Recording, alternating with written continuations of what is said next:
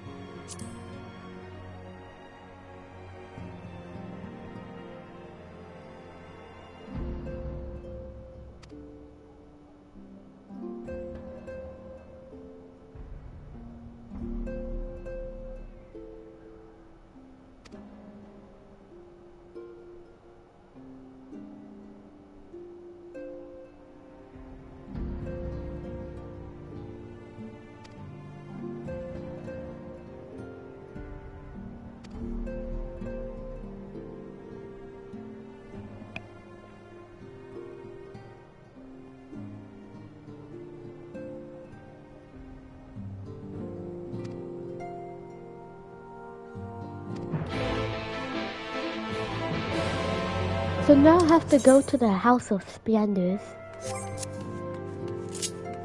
It's in this exact same area.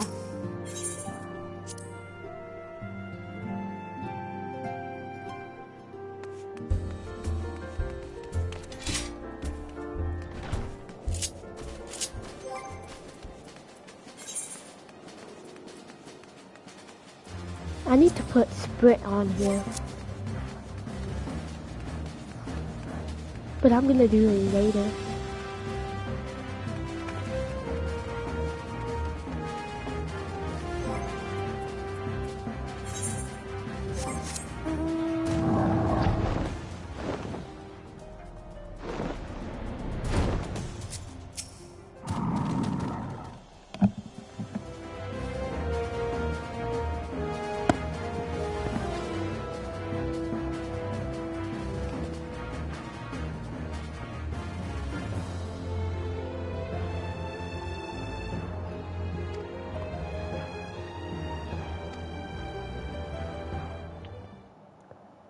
Yeah, so it seems like we have to recruit another team.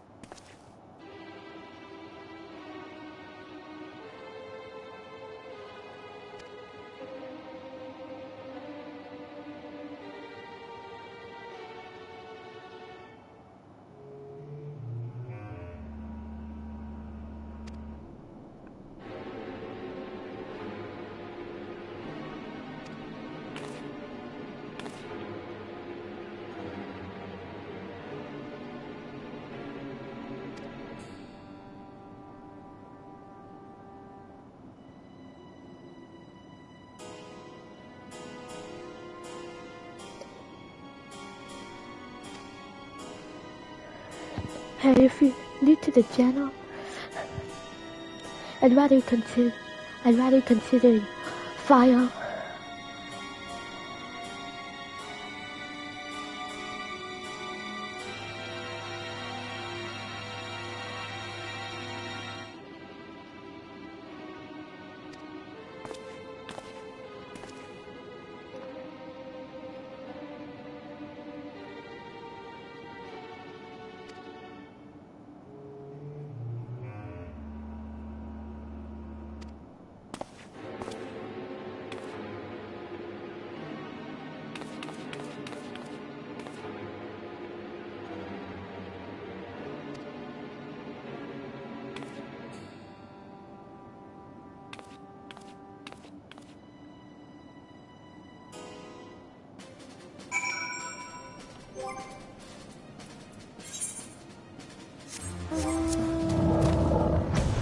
So now I have to go back, because somebody in the Rising Snow is wanting me.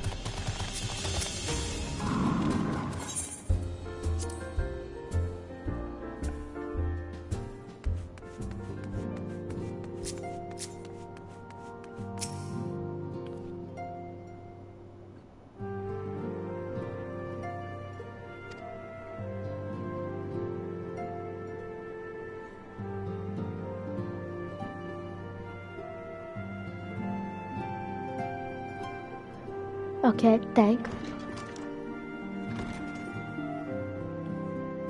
You're here. Good.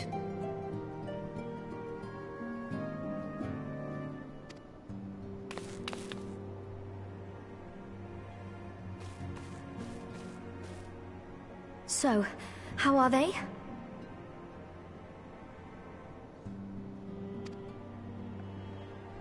Still locked in slumber, but otherwise in good physical health. For the present, at least.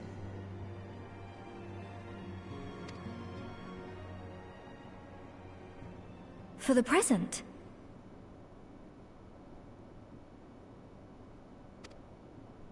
Oh no, is something wrong with them?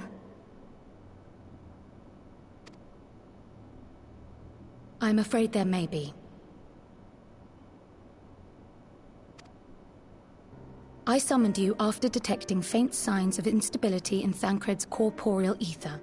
But subsequent examination suggested all 5 might be affected. And when I examined them just now, my fears were confirmed.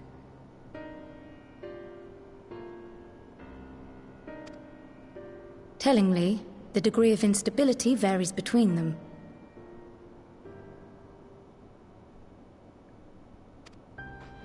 Thancred exhibits the most notable signs, followed by Y'shtola and Urianger. The twins' ether, meanwhile, remains relatively stable, but there is a change there too if one knows to look for it.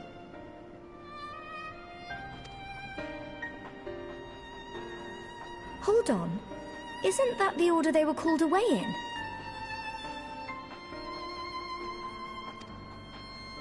Indeed.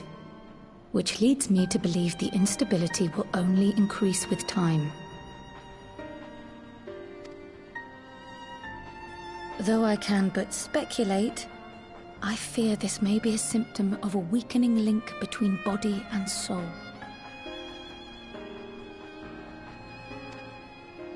By the gods!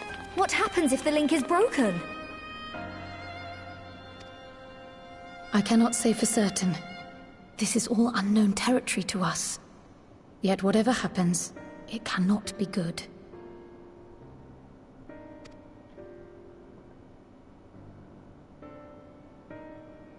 Mercifully, the instability is still only slight. And you may rest assured Master Matoya and I will do everything in our power to keep it from worsening.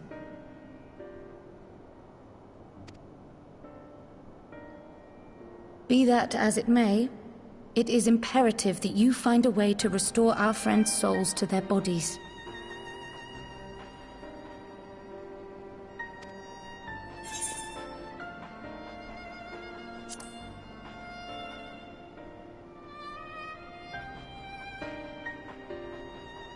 Thank you.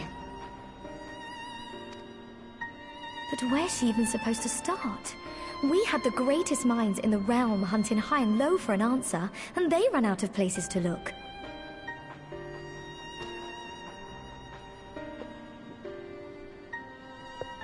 You stated in your report that the Exarch had originally intended to reverse the summoning process by means of his own death, correct?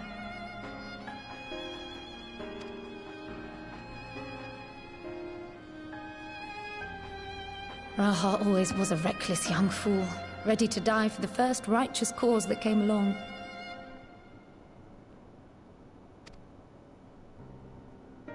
His plan might well have worked, but I, for one, am glad he never had the opportunity to see it through. Even if it does mean our friends must remain stranded a while longer. There is another way, I am sure of it. And the key lies with him, with the Exarch. Pray return to the First and apprise him and the others of the situation.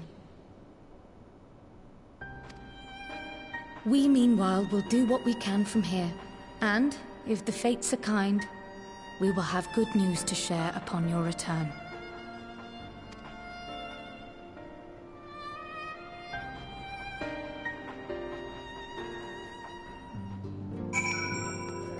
So now I have to speak with the Exarch and the Alkia.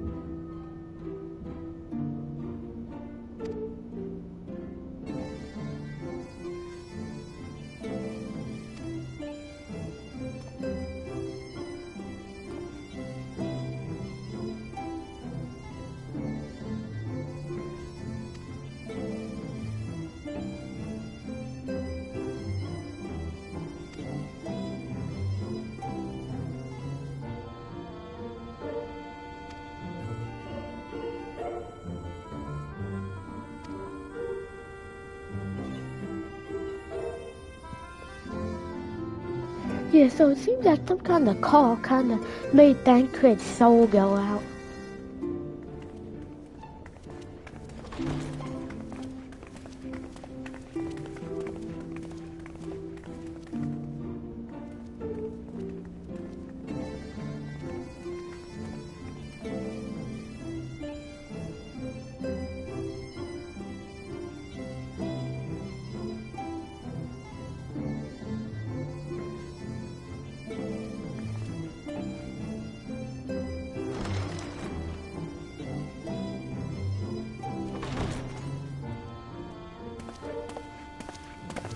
Pray excuse my late arrival. Will Thancred and Reen not be joining us? Nay, milady. With apologies to all, they beg leave to pursue their investigation of the empty to its conclusion. Should matters here demand their presence, however, they did assure me that they would make themselves available. Yes, of course. Then let us proceed.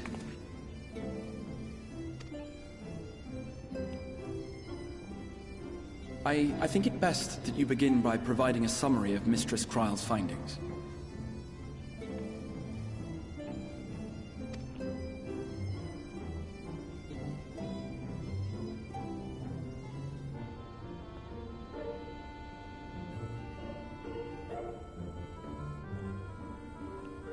I suppose it was only to be expected that some change would occur. Yet our souls seem unaffected, to my eye at least. How long they will remain so is another question. Kryle is right. It is imperative we find a way to return to the source.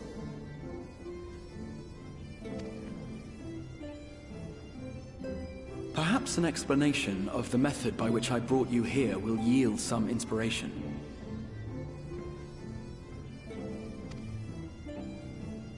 Ere I begin, it must be noted that I am by no means a gifted mage. In order to employ powerful magics, I must rely upon the Crystal Tower and its boundless reservoirs of energy.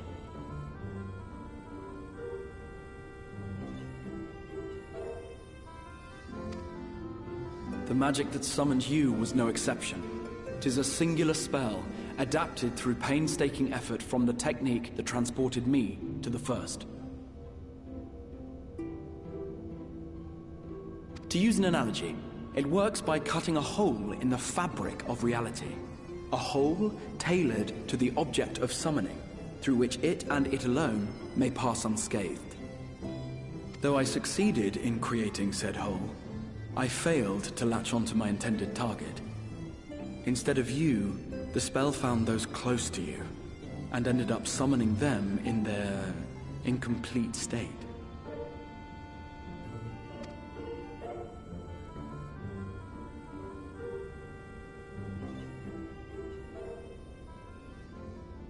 I would not soon throw my life away, not after the lengths you and yours went to save it. And so long as I breathe, I will spare no effort to see you safely home.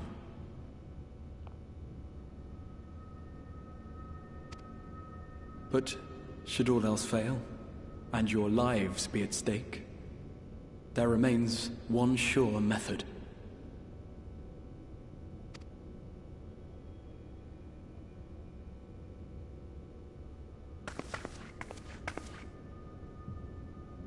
Oh! What was that for? How can you even entertain such thoughts? You owe your life to the Warrior of Light, and you don't get to die unless she says so.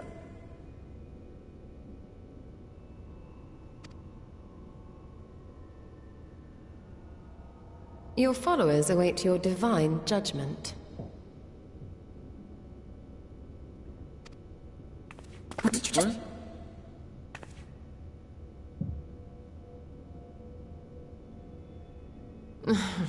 If the two of you have finished, perhaps we could return to our discussion?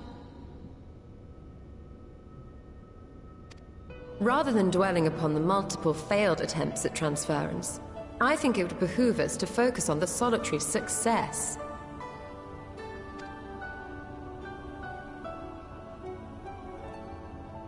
I would draw your attention to the fact that our friend can travel between worlds possessed not only of her body and soul, but her personal effects besides. This is no different from the teleportation magics to which we are all accustomed. Magics that allow for the transportation of those inanimate objects one considers to be an extension of oneself. Are you suggesting that simply by considering us her possessions, she could carry our souls back to the source upon her person? Well, it would be nice if things were that simple for a change. But vague notions of ownership seem a rather tenuous thing to stake our lives on. So much as a moment of doubt on her part, and we'd be left floating in the rift. Milady hath the right of it. The requisite fixity of belief would be too much to ask, even of our friend. Yet were we to immure our... we would need only to ensure our souls' safe preservation inside the stone, and identify a means by which they might be transferred back unto our vacant bodies.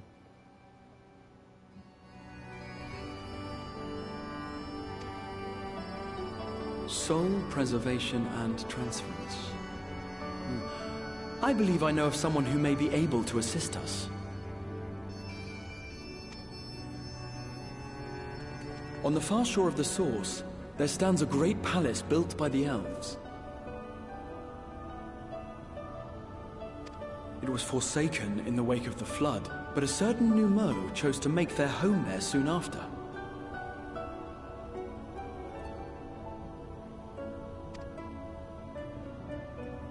Though they have long lived as a recluse, they once occupied a place of honor in Verbert's royal court, and it is said that none in all of Norvrand is more knowledgeable than they on matters of the soul.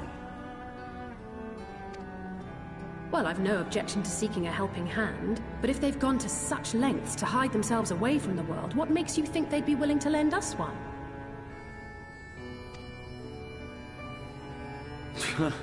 A worthy question. Years ago, I myself tried and failed to solicit their cooperation in the battle against the Sin Eaters. No sooner had I feasibly facilitate your return home, we have to try.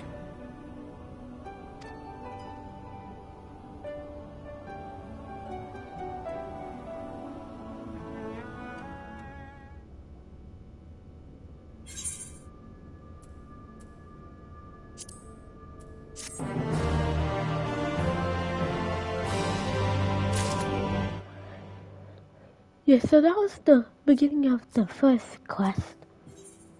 And then now I'm on a grand adventure.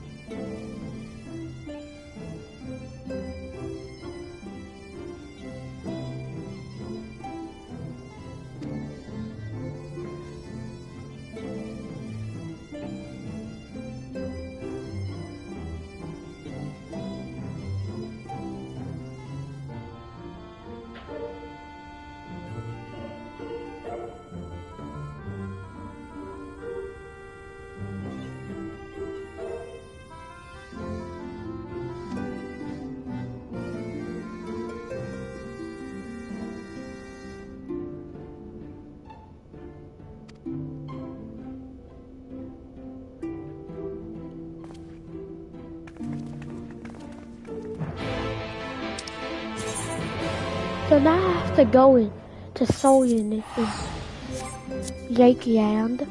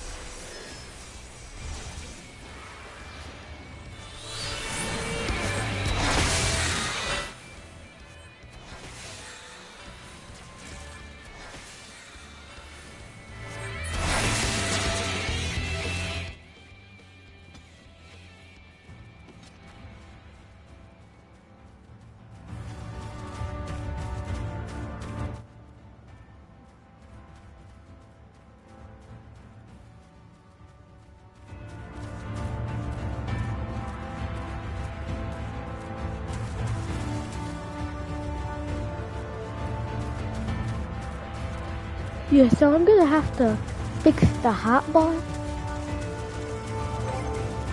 Yeah, give me a bit of time to fix the hotbar a bit.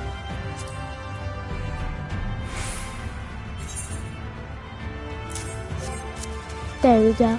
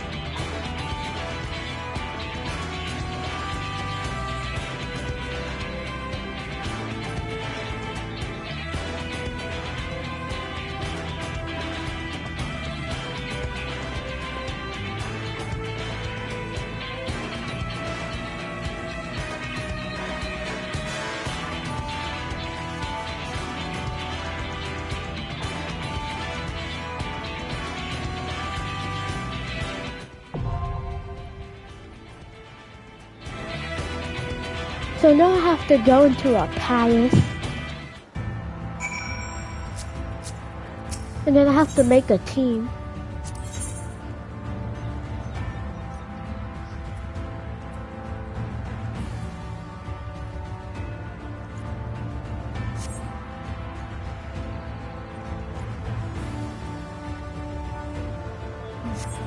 Oh, I need more item levels.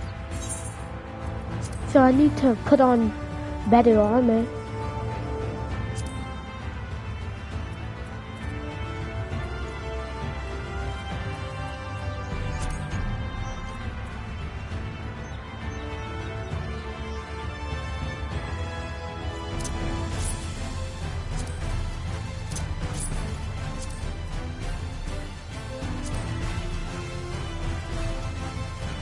I have this one hat that gives me better armor, but it doesn't really look good. But I'll try it.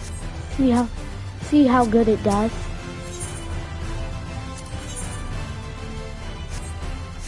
It's almost there.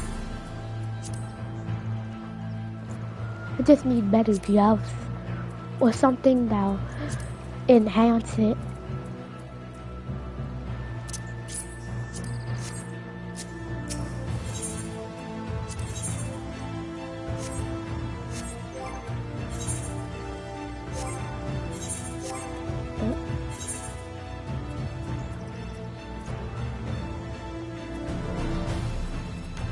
I remember having like pants that said they were really good.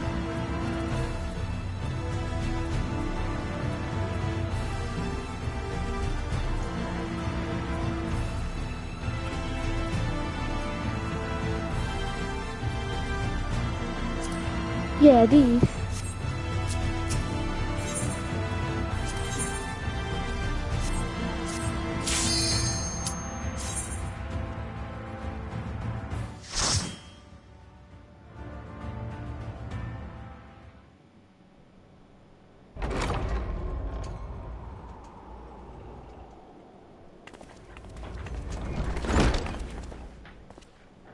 Yeah, I might as well tap the ammo on one of the hats. One of the good hats I get.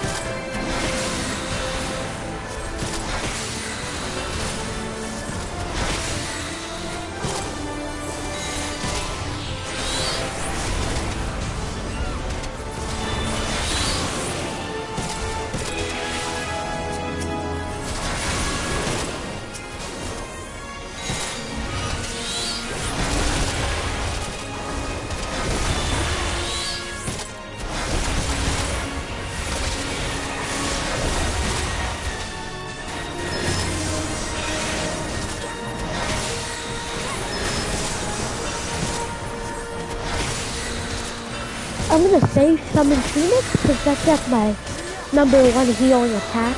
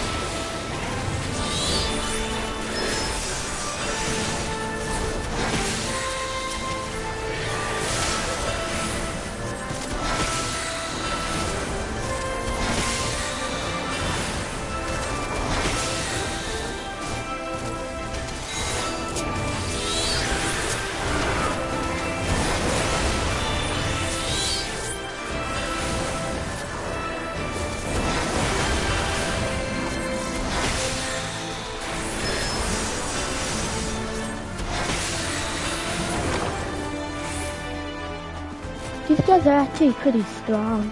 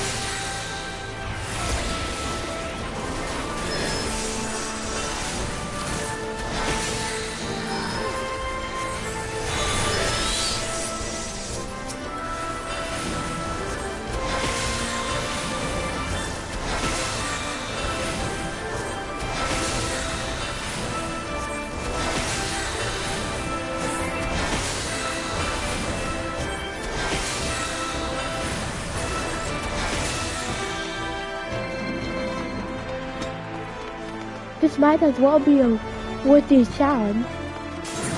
The dungeon's pretty... Yeah, it's pretty fast though.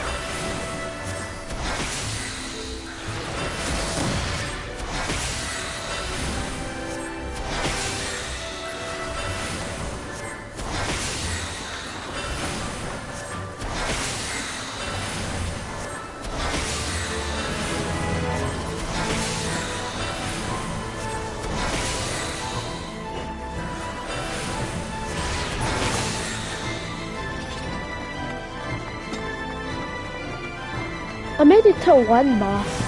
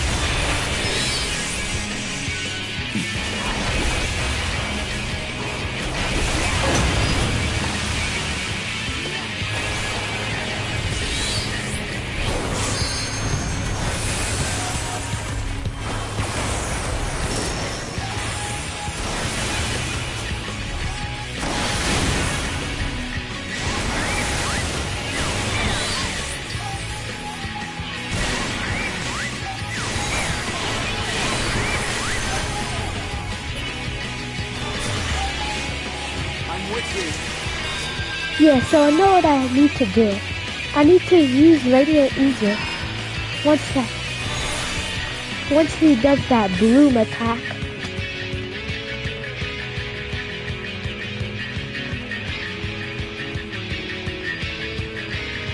Pretty much the items I have. I don't really have any good armor from any of those quests.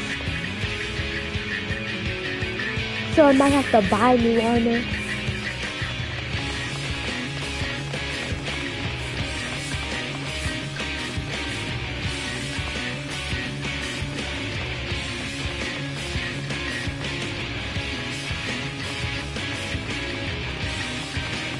Yeah, so I use Summon Bahamut once he uses that one attack or once he gets hard. And then I have to stay Summon Phoenix and Radiant Aegis for when it's like a hard situation. Cause that's gonna be my healing attack.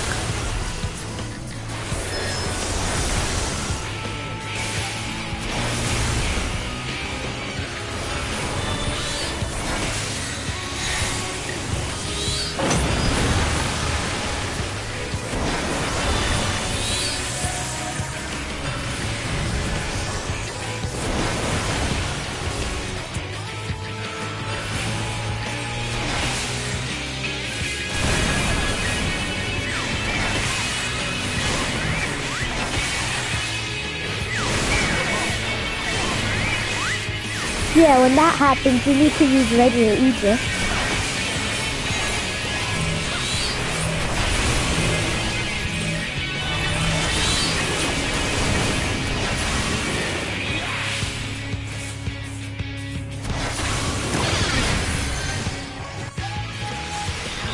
That one was because the NPCs weren't really healing me.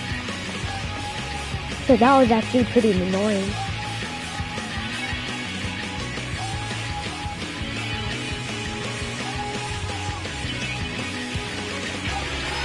Yeah, so I'm gonna need a strategy.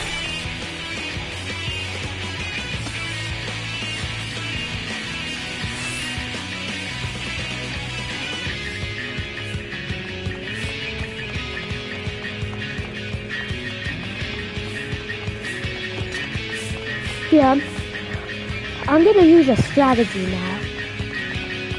So I'm gonna need to use Summon Bahamut when I'm like in need of damage. And then Summon Phoenix after I use Bahamut. And then I'm in need of healing.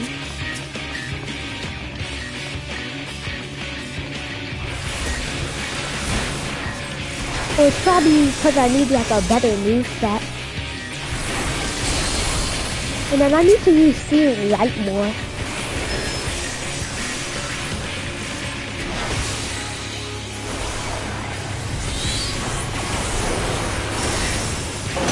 Yeah, so try and use Searing Light.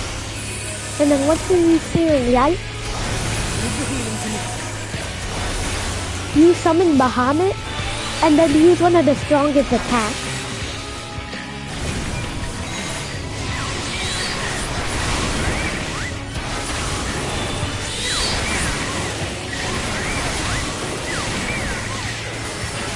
I'm with you.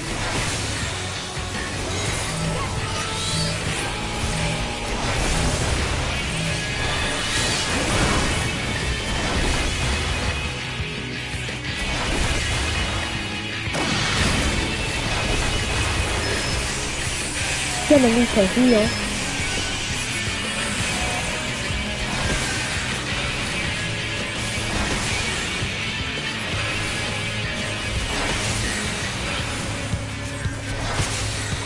Yeah, so I was able to survive longer this time.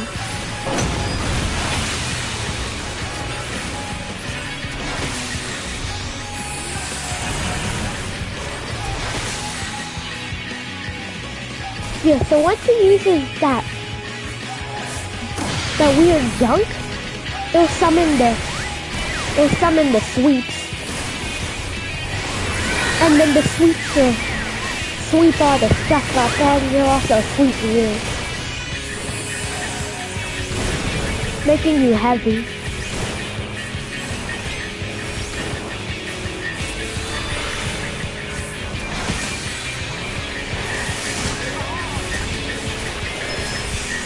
Yeah, so I'm starting to get the hang of it.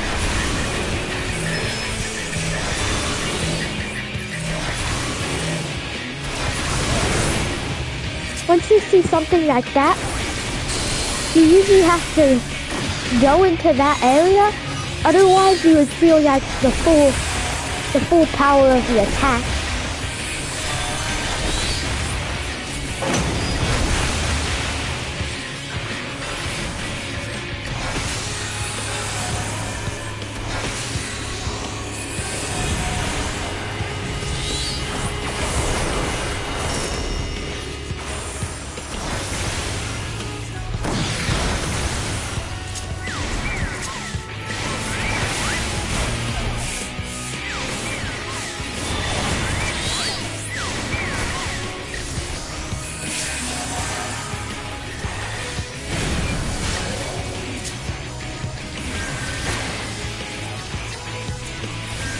Oh, so energy siphon is basically like energy drain. It just does more damage. And it has a sort of cooldown.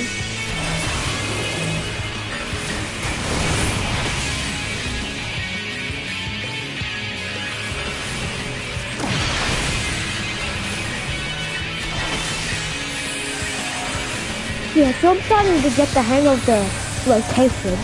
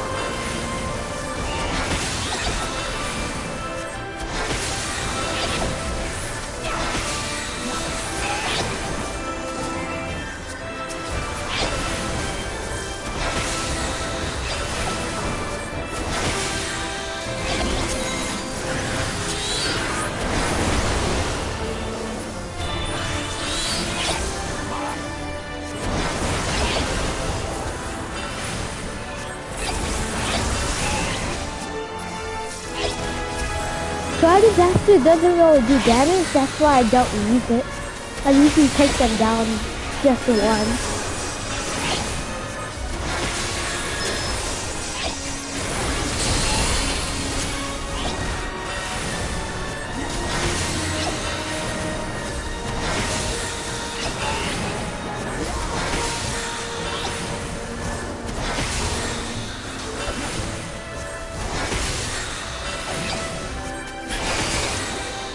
Yeah, so I'm gonna replace Energy Drain with Energy Siphon, cause they both do the same thing, except Energy Siphon does more damage.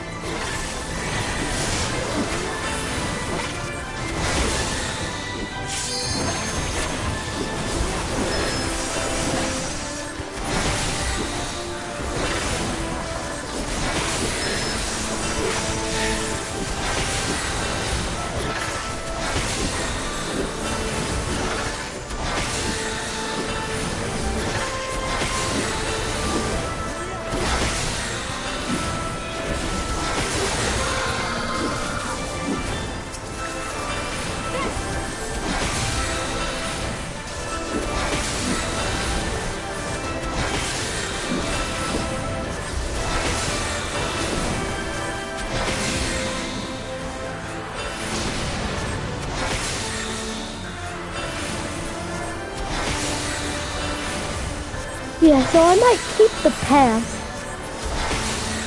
Because it gives you a lot of health.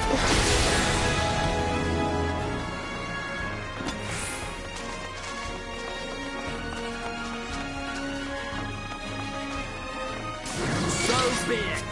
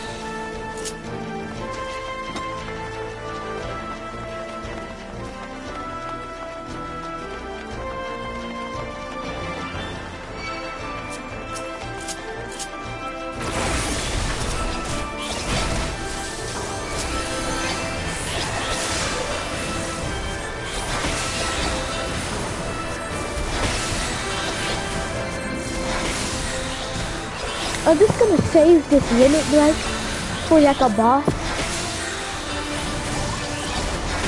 Cause unit breaks are usually for bosses, and then when you get like a boss, you get like 2 unit break bars.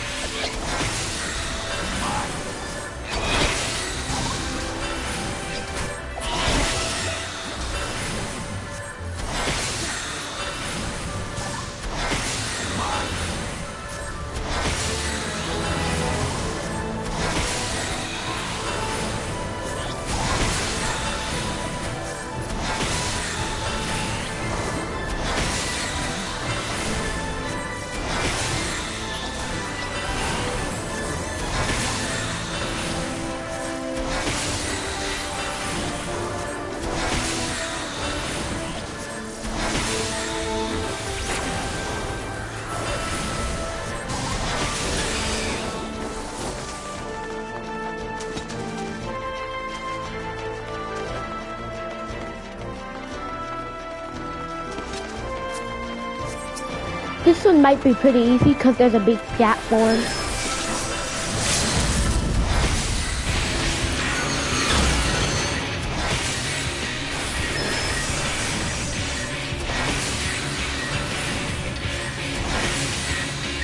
Yeah, this one's actually really easy.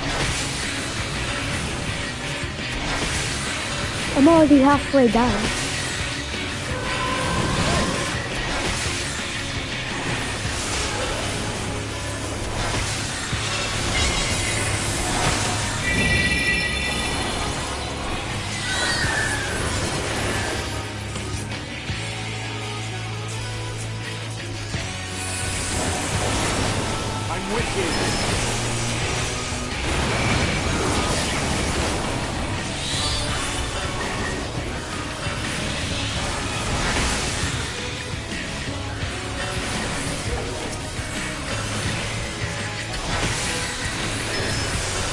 I gotta get rid of the ad.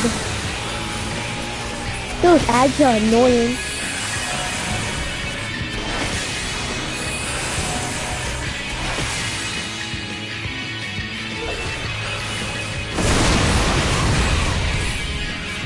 That did some damage, but it didn't kill me.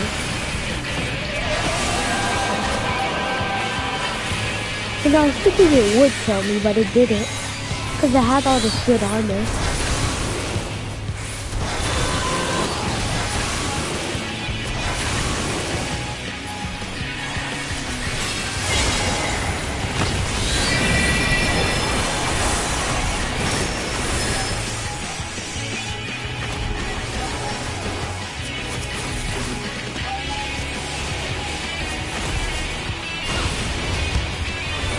Yeah, this one might be a bit confusing. Oh wait, no, it was actually right. Yeah, that was actually the right thing to do. And then I didn't take any damage from that either.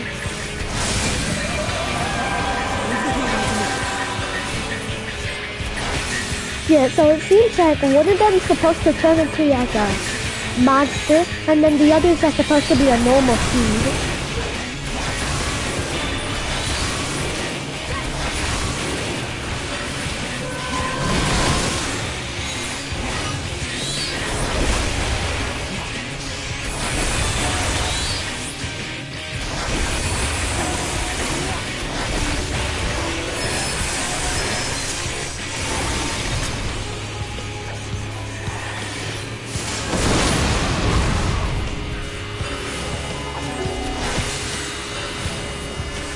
Yeah, Radiant Aegis makes you take almost no damage, but if you don't want it to wear off, you can just use it without the AoE attack. Or you can dodge the AoE attack instead of just letting Radiant Aegis get hit by it. Because Radiant Aegis' cooldown goes lower if you... What was it? Yeah. It goes lower if you kinda... Yeah, it goes lower if you get hit. Cause if you get hit with Radiant Aegis, then it won't really do anything. But if you get hit by like a boss with Radiant Aegis, it'll kinda break Radiant Aegis.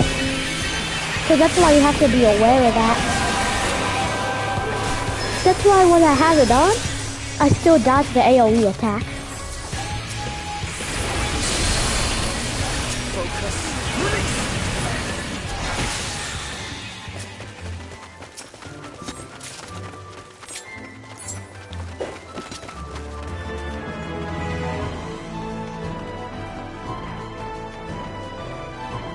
Yeah, so this dungeon is actually pretty easy.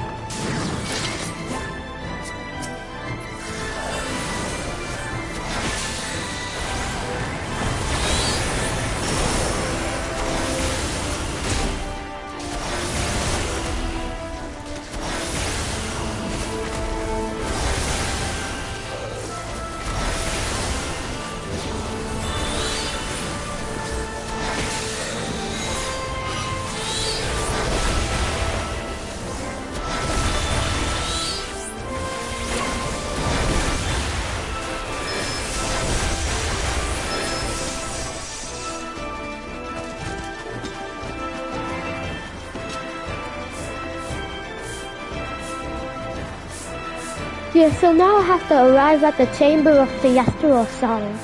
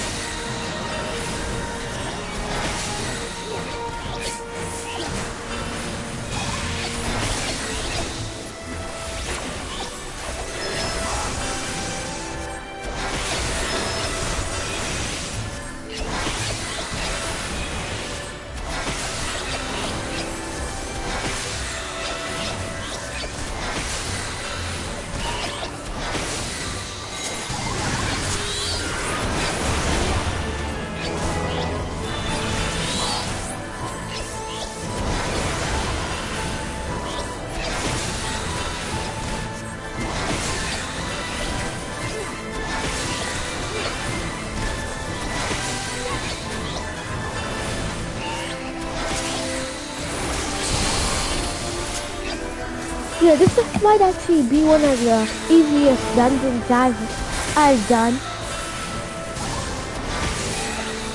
I was thinking it would be harder because the last dungeon I did was really hard when I was going against Hades and the Shadowbringers.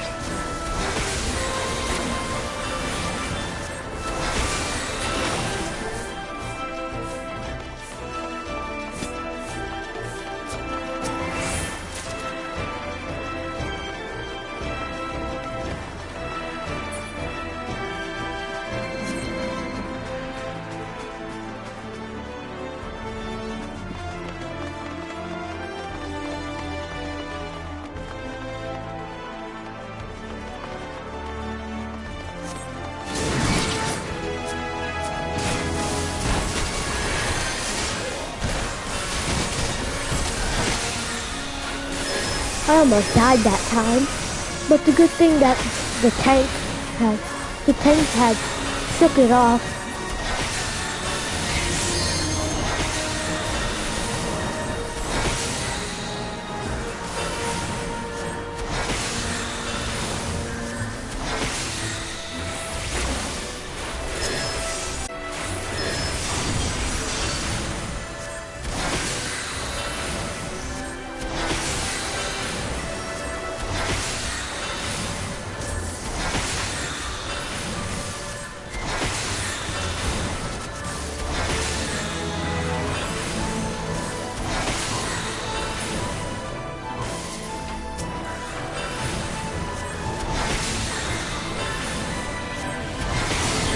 The archer is supposed to be the easiest, but they're ranged.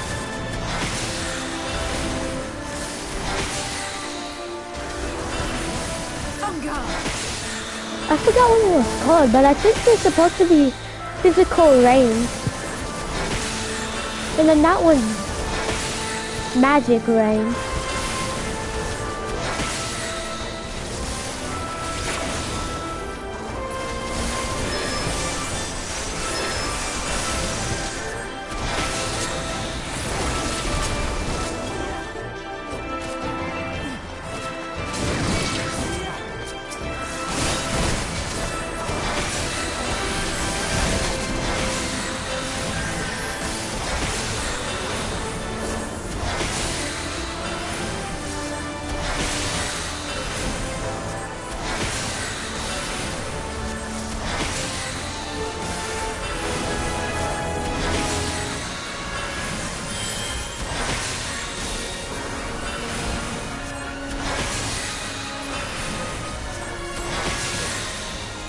This one's a bit tougher.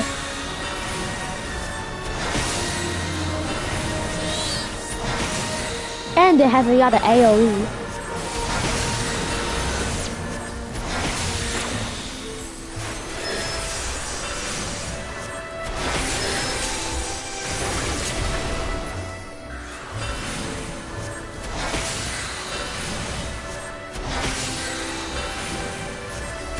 Yeah, so I know my rotation now. I use energy siphon. Energy siphon is optional. You can use energy drain also. And then I use any type of range attack that doesn't have a long cooldown, and then I use festive, and then I use the range attack again. I won't really try disaster because it does only like a little damage. Like 1,000 damage. It's not that much. Bahamut's my most damage type. It does like 1 million.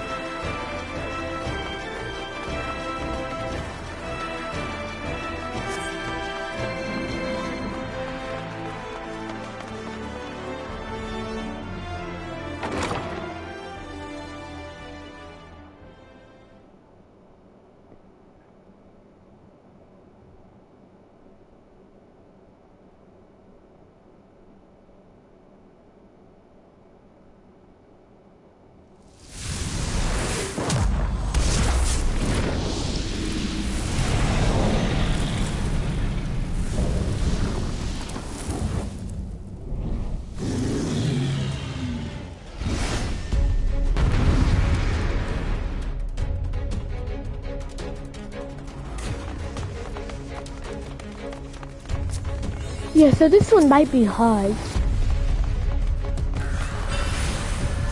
For some reason, you can interact with the object, like the stool. So I think you're gonna have to use them for something.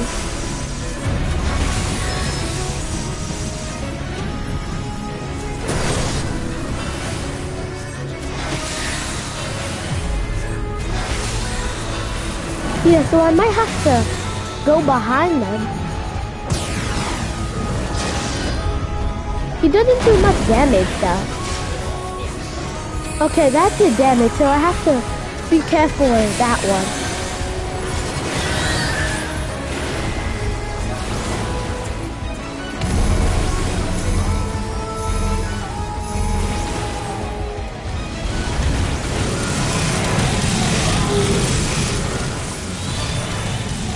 Oh, so the mortal flame is supposed to do damage over time.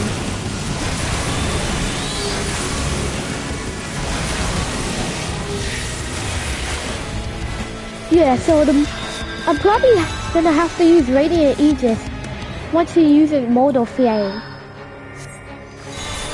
That would be the good thing to do. Or would be the best chance.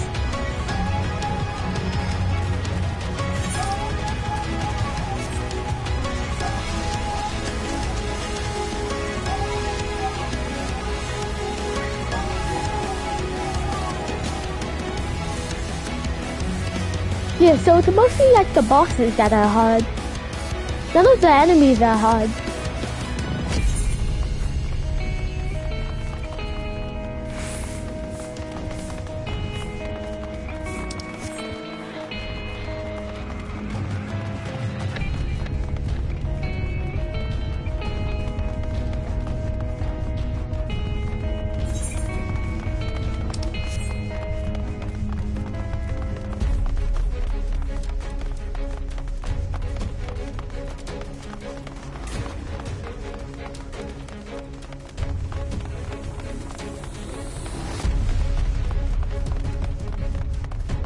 Yeah, so that immortal flame attack, I have to save the Radiant Aegis for it. So be it.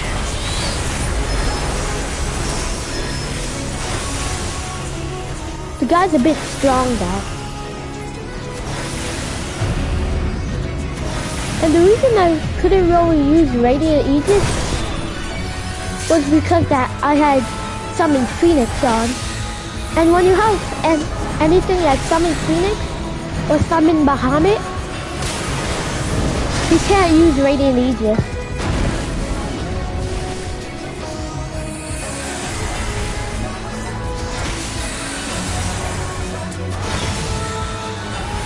Yeah, so it depends where he's facing for where the attack's gonna be. Yeah, so this is when I have to use Radiant Aegis. I don't use it right now. Now I use it. And then I use Summon Phoenix while it's on.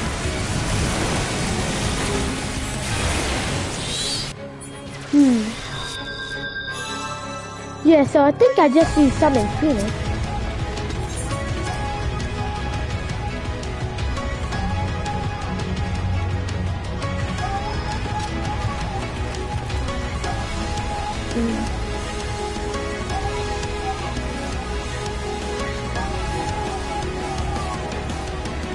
That left and right attack is really hard, cause it's like an instant attack.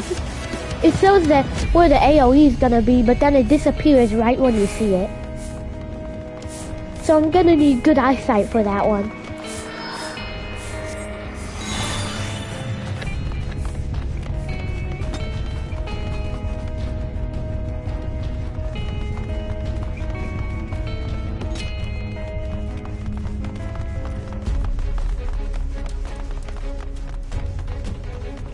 I might as well make it easier and make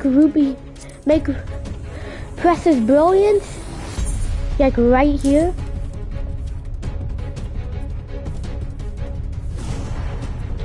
Wait. Yeah, I'll put Gem Sign right here and replace it with and replace gem sign with sprint, so it's more easier. Cause I'm mostly used to like using this arrow.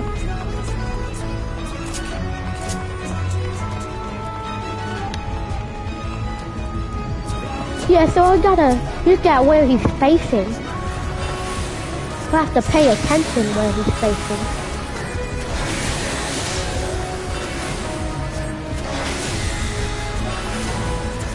And then I have to know my left and right. Yeah, so that one works.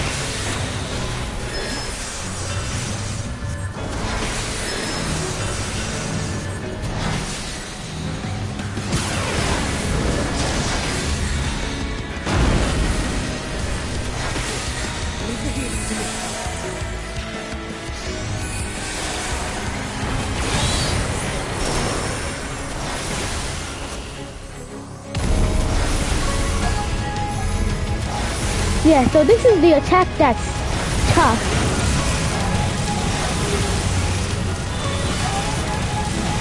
Oh, so I'm supposed to put it on one of the objects.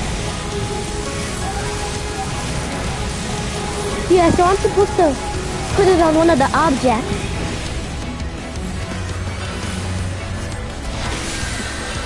Yeah, so now I know what I'm supposed to do on that one.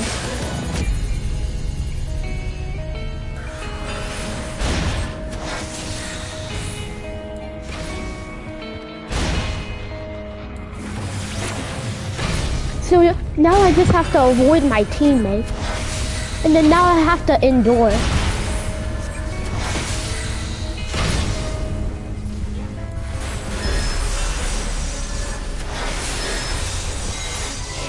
I'm with you.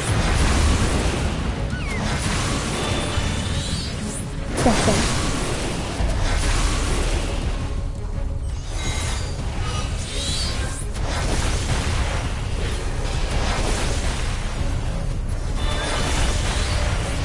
I don't really have any items that I can spread the mortal flame on anymore.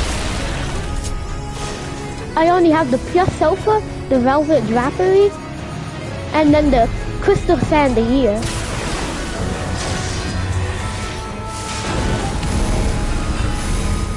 Yeah, so now I have to spread it on the crystal.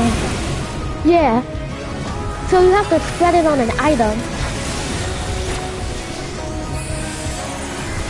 But don't get too close to the item because it'll probably spread mortal flame back. So this is the one. And now he's gonna come to me. But then I dodge that.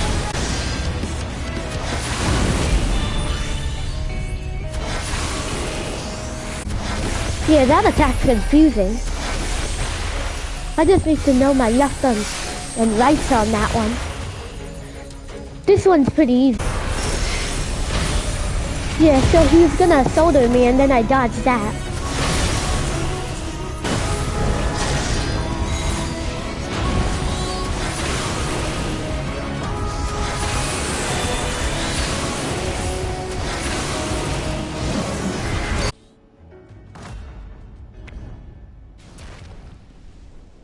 Oh nice, it said I completed at least 100 dungeons. I might yammer the hat. Thanks.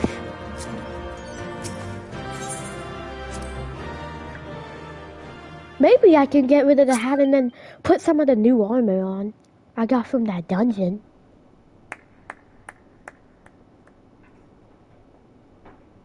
That was my fiercest familiar. Oh, impressive.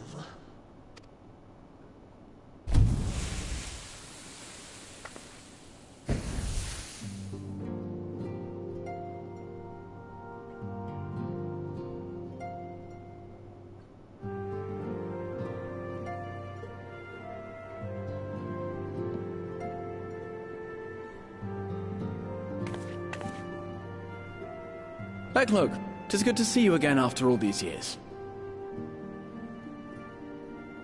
And judging by your vigorous greeting, I dare say the feeling is mutual. To be sure, a simple shake of the hand would have sufficed by way of welcome, but I shan't complain. But you must be wondering as to the purpose of our visit. We come to beg your assistance in a most urgent matter. Shake? Beg? Our comrades' very souls are in danger. If we are to save them, we will need the benefit of your unsurpassed knowledge on the matter. Please, will you not sit and hear our plea?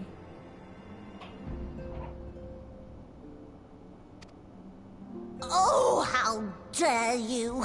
How dare you speak thus in my presence!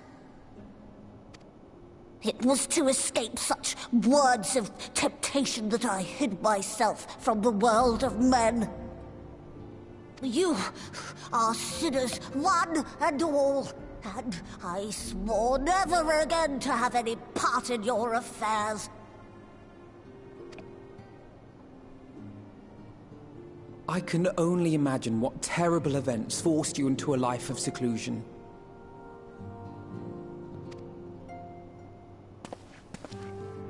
But I know that the Numo are a good and noble folk.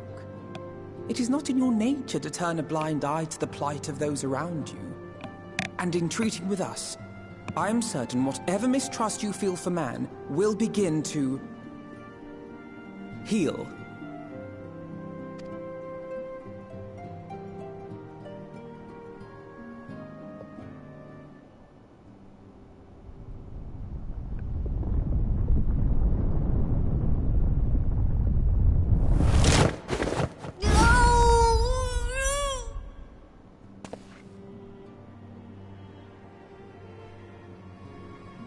If you will not be satisfied, I suppose I could listen. After all, there's no harm in just... No, I mustn't. Not again. That damn court mage seemed to have the best of intentions too, and countless innocents died for my naivety.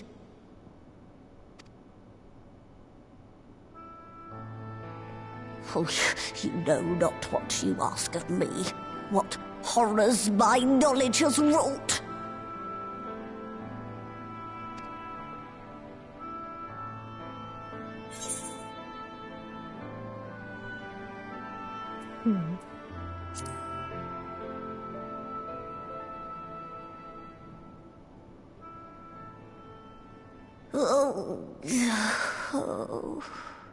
Of all the visitors I could possibly have, they're even more stubborn than I am.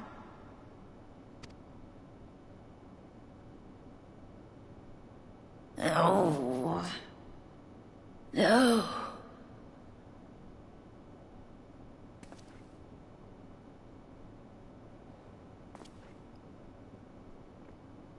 Oh, very well. I will hear your petition, but that is all. And I expect fitting payment for my troubles. Commensurate with your contribution to our cause. No more and no less, I promise you. With that settled, might I impose upon you to join us at the Crystarium?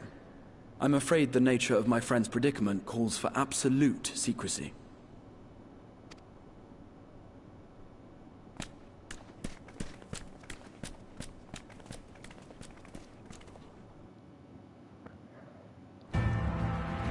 Yeah, so I gotta see how much that armor does. For that new armor I got. So it didn't seem like I got like an earring. I got that. But it just makes it go down, so I'm keeping the extarchic one.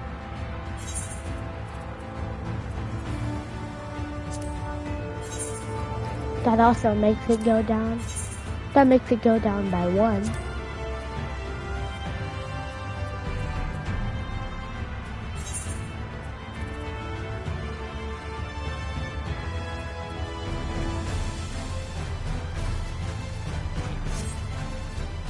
Yeah, I didn't really get any good armor from that.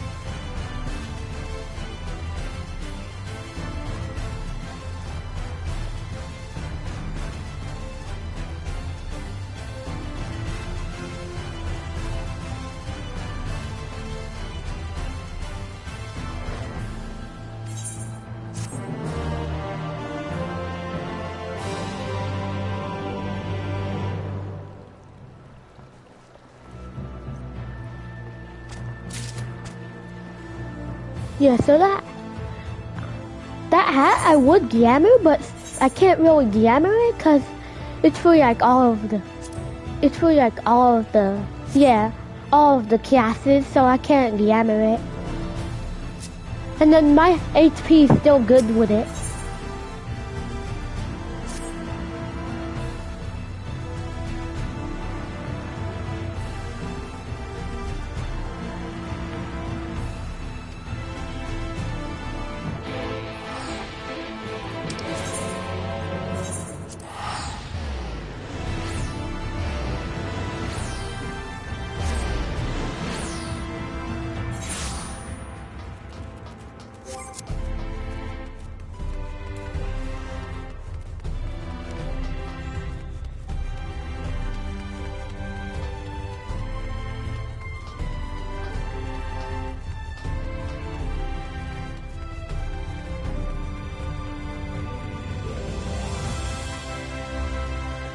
Yeah, I still have a lot of XP to go until 81.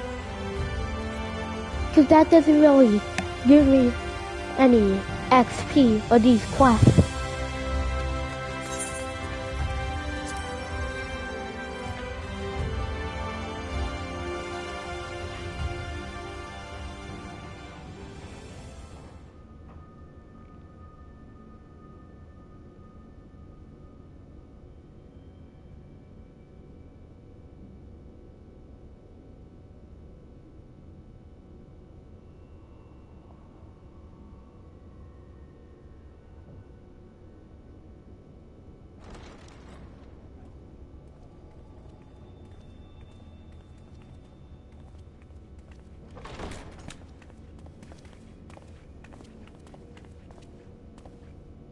I'm sorry. You mean to tell me not only that the return of night was your doing, but that you hail from another world as well?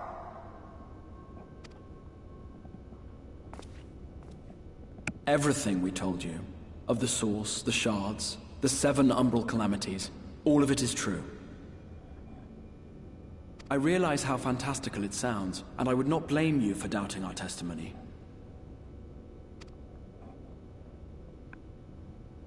But given your expertise, you must surely have noted the peculiar nature of their songs. Any other time and I would have dismissed your stories as balderdash and flummery. But upon closer inspection, 'tis plain their souls are far denser than is normal, and that they do not possess true bodies. Save you. Your body is your own. And your soul is the densest of them all.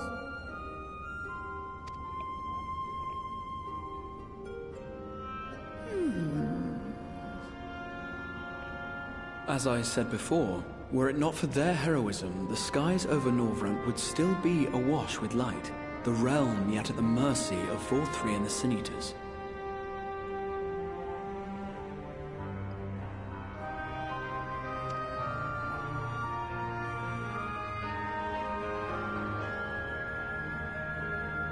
After all they have done for our home, seeing them safely back to their own, it seems the very least we can do.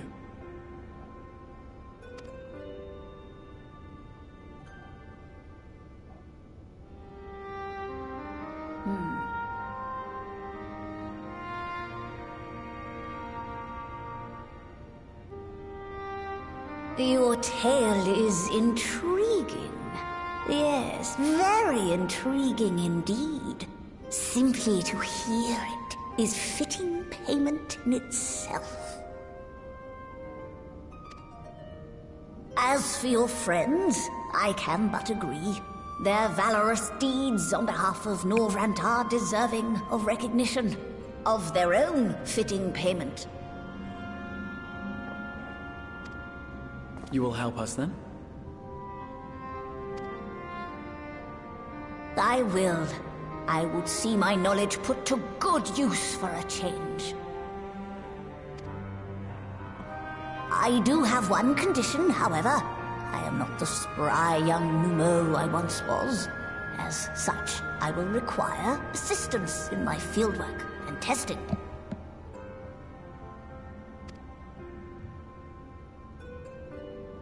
It would be our pleasure. We'll be laboring for our own benefit after all.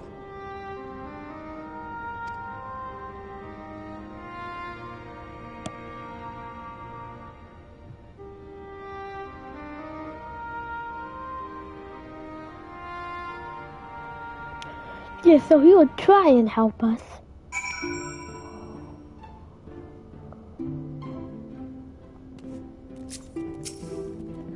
And this is continuing the quest.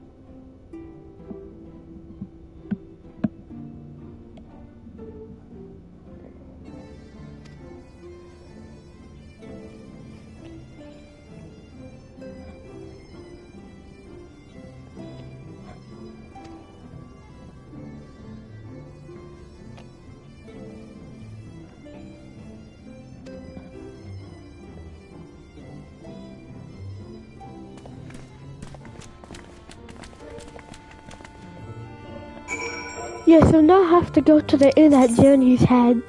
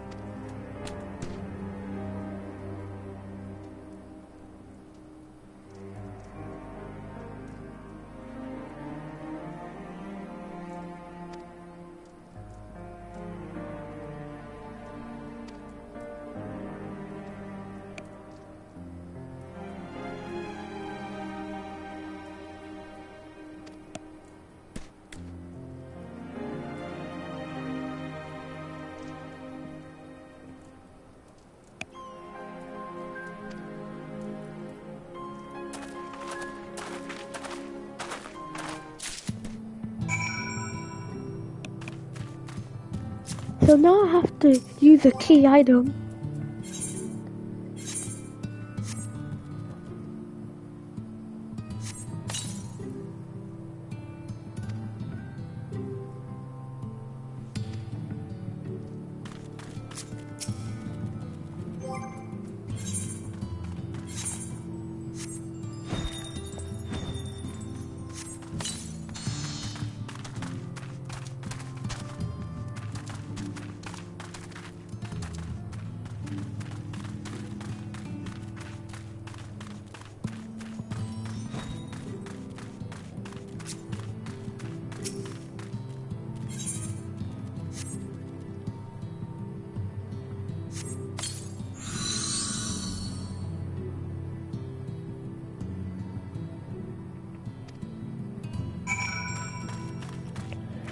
Yeah, so this quest was actually pretty fast.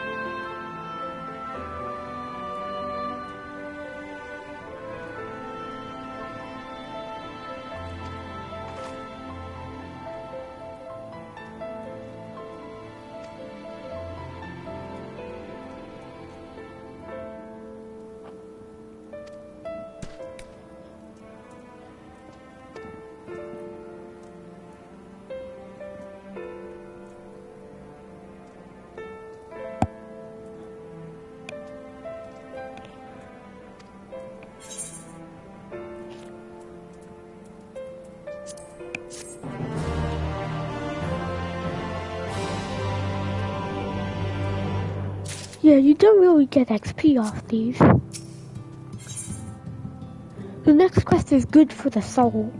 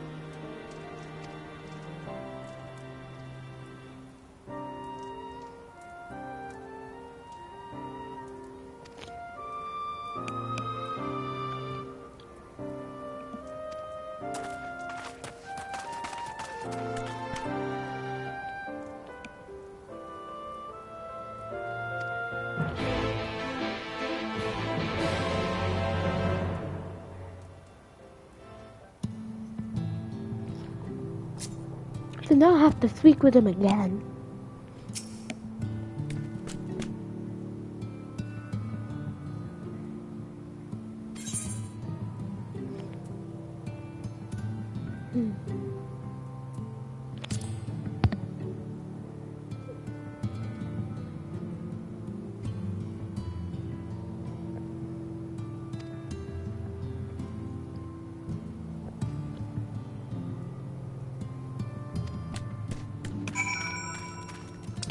So now I have to speak with the people at Twine, or the miners.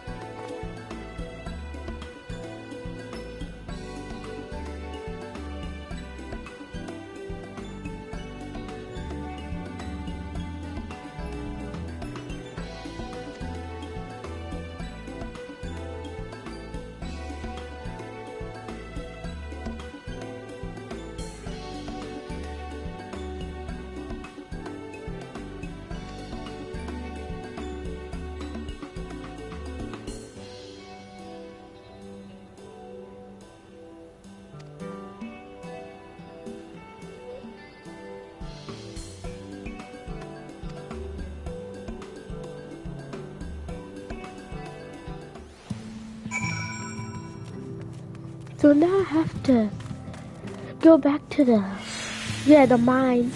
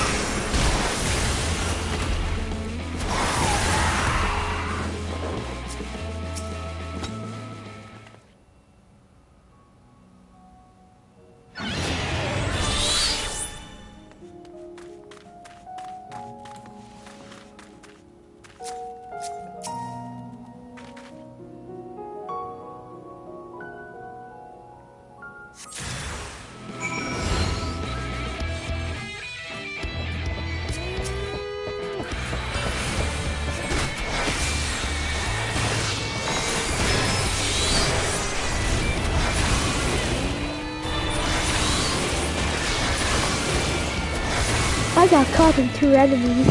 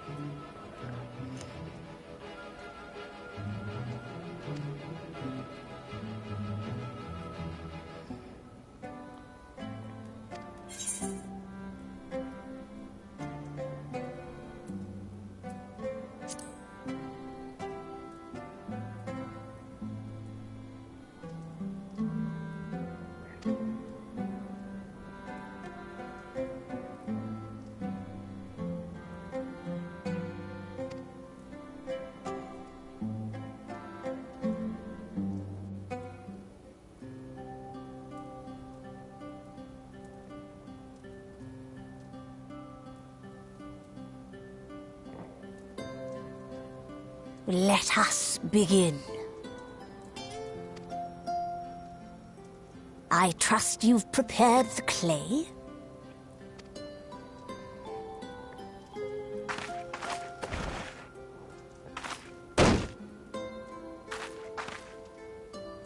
Very good. Now, I would have you sculpt for me a porksy. Plump, with floppy ears and a short curly tail.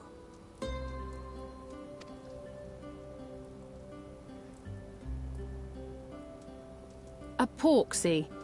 I think I know what you mean.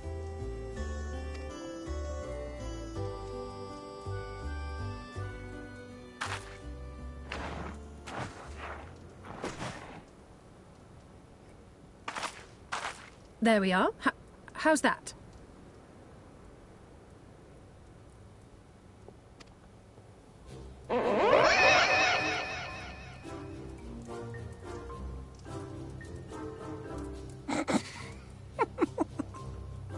Well, it is certainly creative. There's no denying that.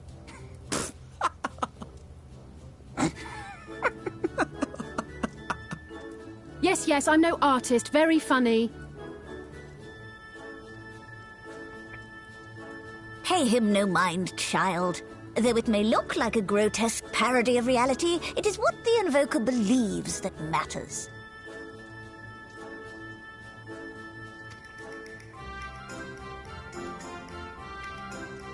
You're not helping. But I speak the truth. If successful, this incantation will turn imagination into reality. Which is why the only thing of import is what you believe this figure embodies. You must focus. Hold the Porksy's image steady in your mind's eye.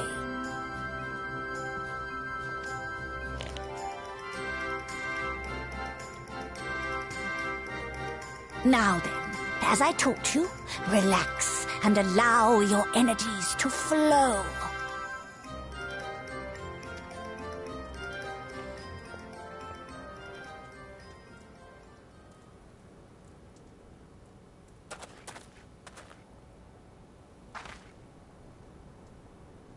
With flesh of clay I bid thee rise, on wings of dreams to touch the skies. What once was idle fantasy, I call forth to reality.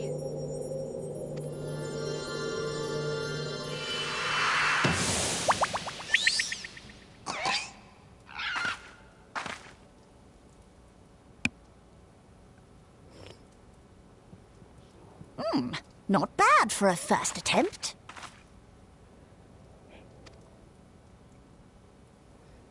Now, let us see what can be done for young Halric.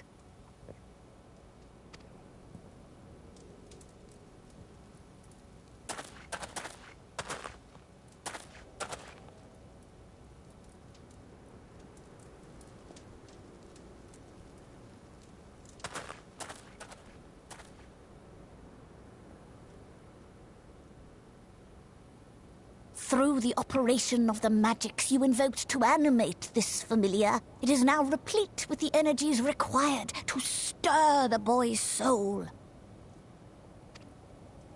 You need but give it a name, and it will do as your heart desires.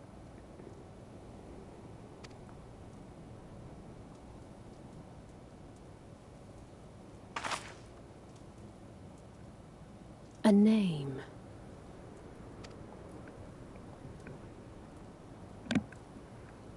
All right, I've decided. Now.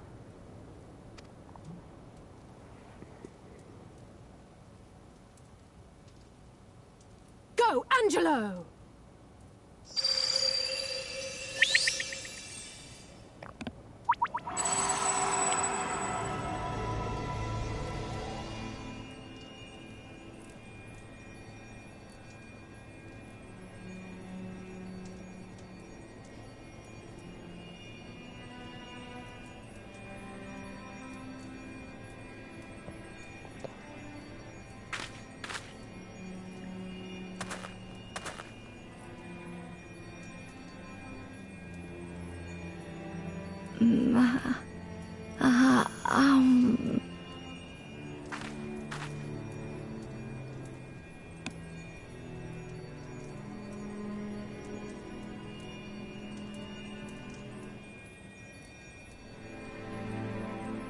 Mother, I...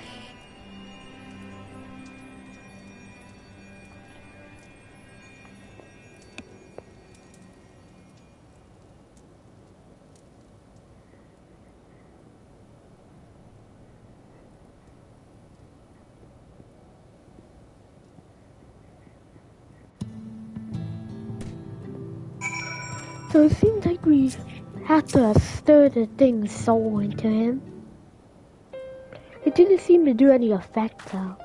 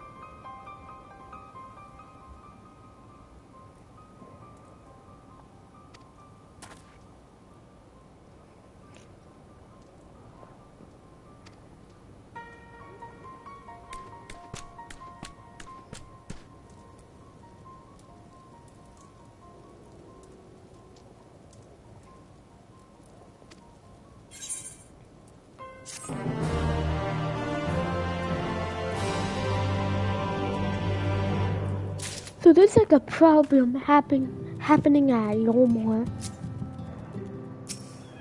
Then Beg-Yog was gonna return to the Crystarium.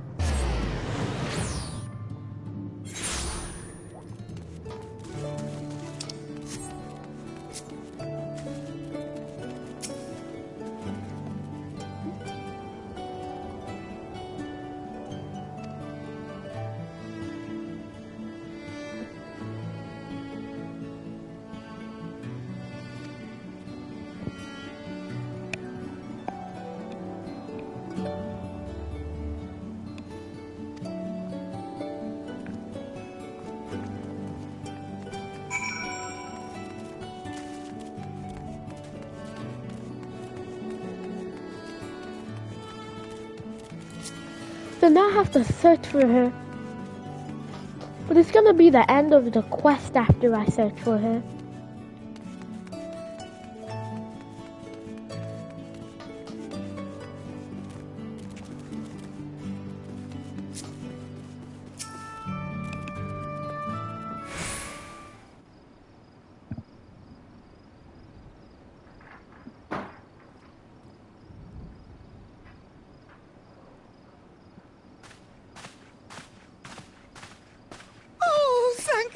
You're here.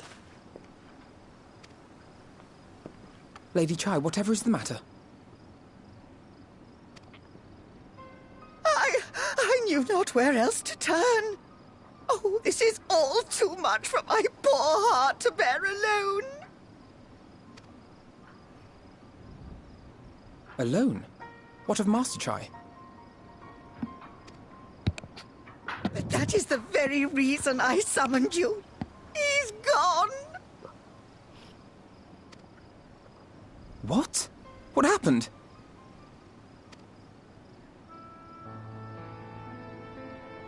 It all began after the events at Mount Gulg. With Lord Vorthry out of the way, we all agreed that a new leader must be chosen. And so you held an election?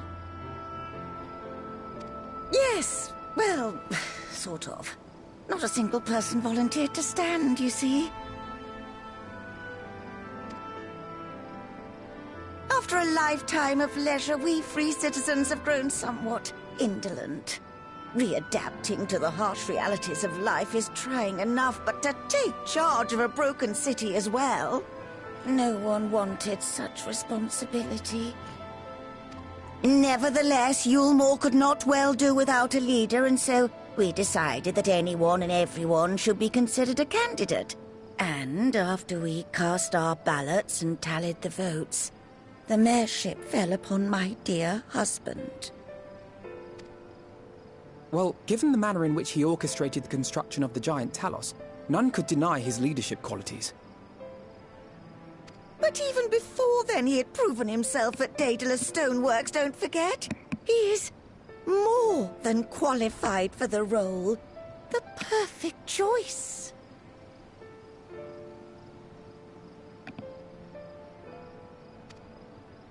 Indeed. I told him as much when his victory was first announced.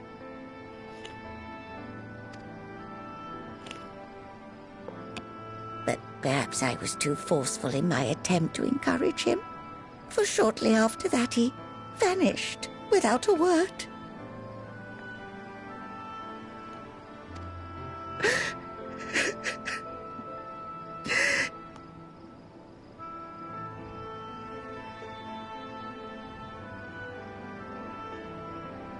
You believe he was so daunted by the burden of leadership that he felt compelled to flee? Please, Lady Chai, dry your eyes. Your husband does not strike me as the sort of man who would abandon his duty, much less his beloved wife. There has to be some other reason for his absence.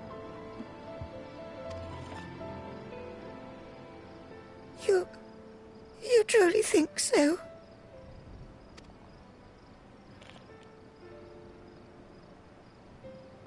What about you?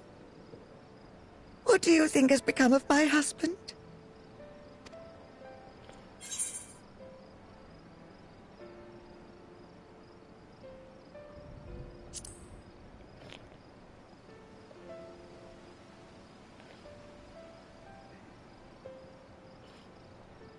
And there you have it, Lady Chai. You needn't worry. Master Chai loves you more than all the world, and he will return.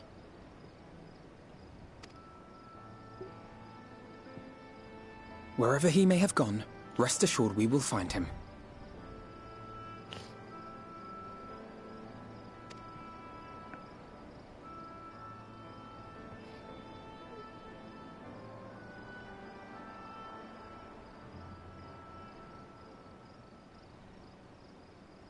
Thank you, my dear boy. You have set my mind at ease. I will trust in my husband and await his return.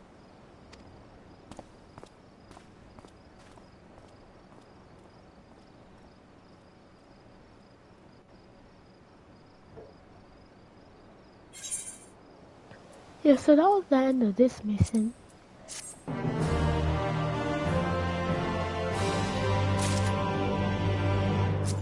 Now it's a notable absence mission.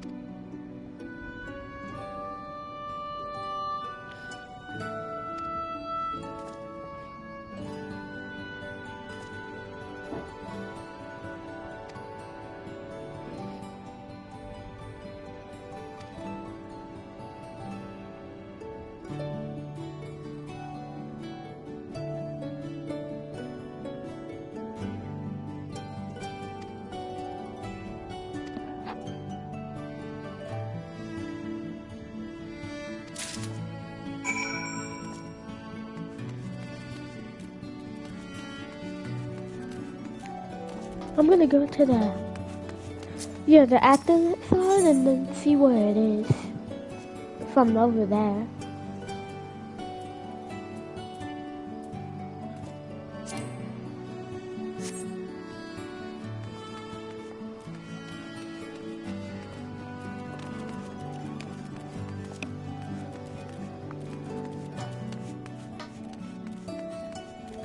So that would be right. Oh.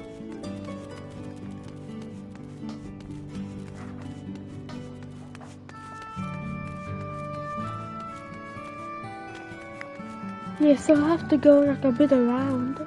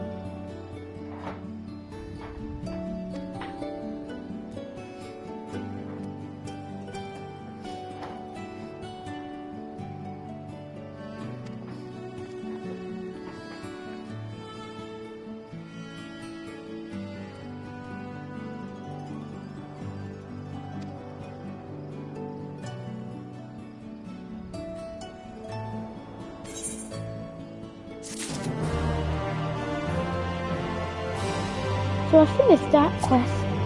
If it wants me to go to a city where there's mail, it says that I have one mail, so I might as well take some time to go get that.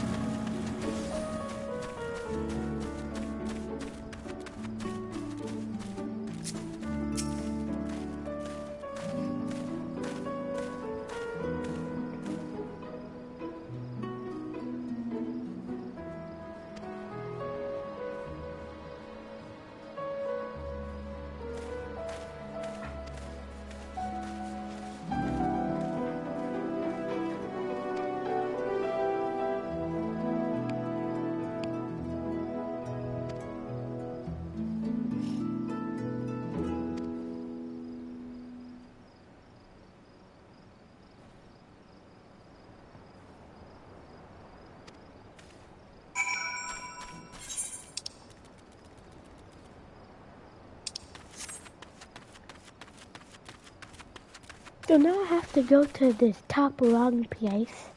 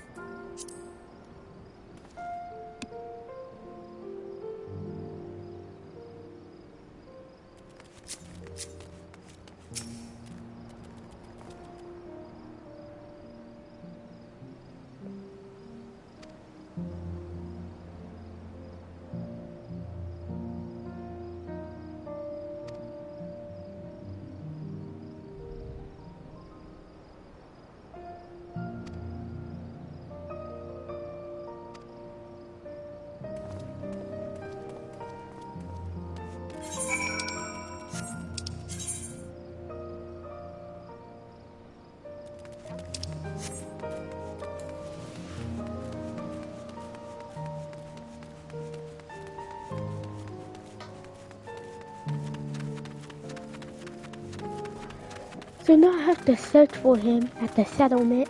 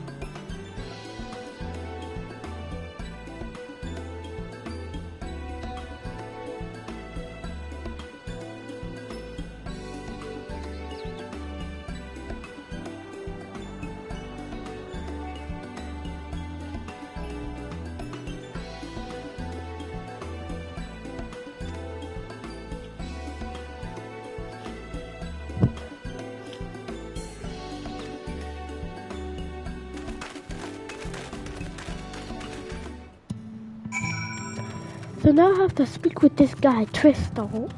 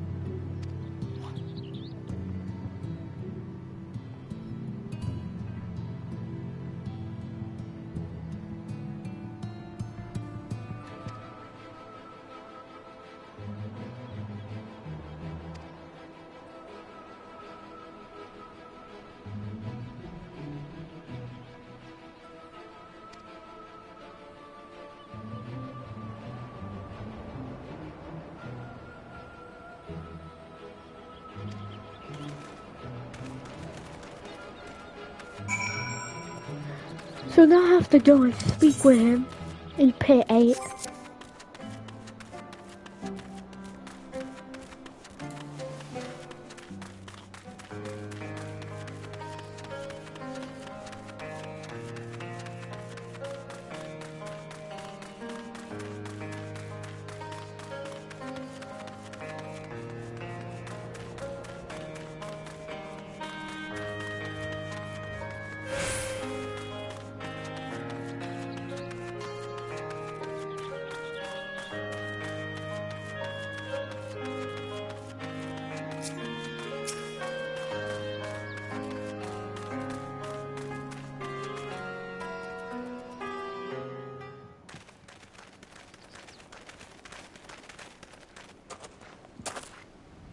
Well, well, it's you again.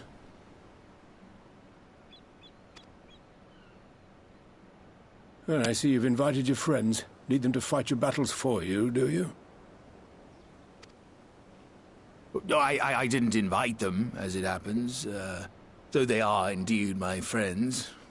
Well, not only mine, but every true Yulmoran's. They are the ones who awakened us to the truth, to Lord Vorthry's villainy, the famous warriors of darkness.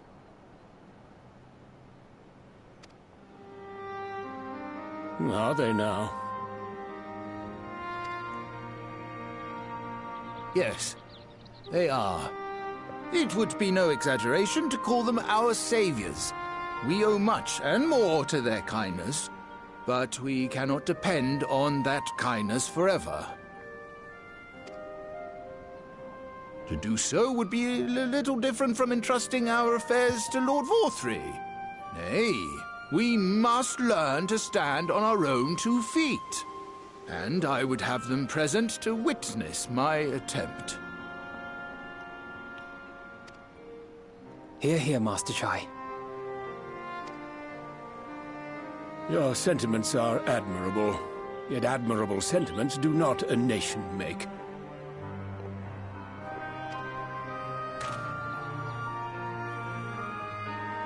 In my capacity as advisor, I once strove to build a better Yulmore. Gave honest counsel to my superiors, drafted laws for the benefit of one and all. But in time, my values fell out of favor. There was no need for them in this paradise Vorthry was creating. And so I left my homeland behind.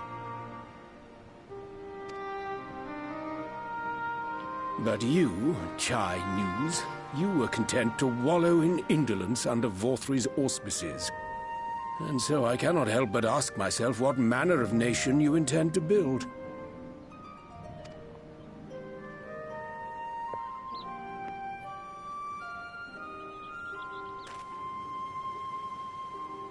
I can offer no simple answer to that question.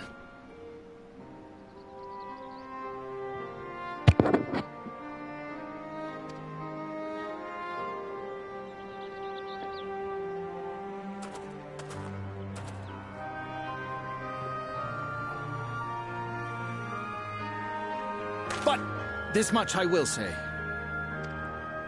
It is my hope that Yulmore can become a nation which her citizens might freely choose to build together.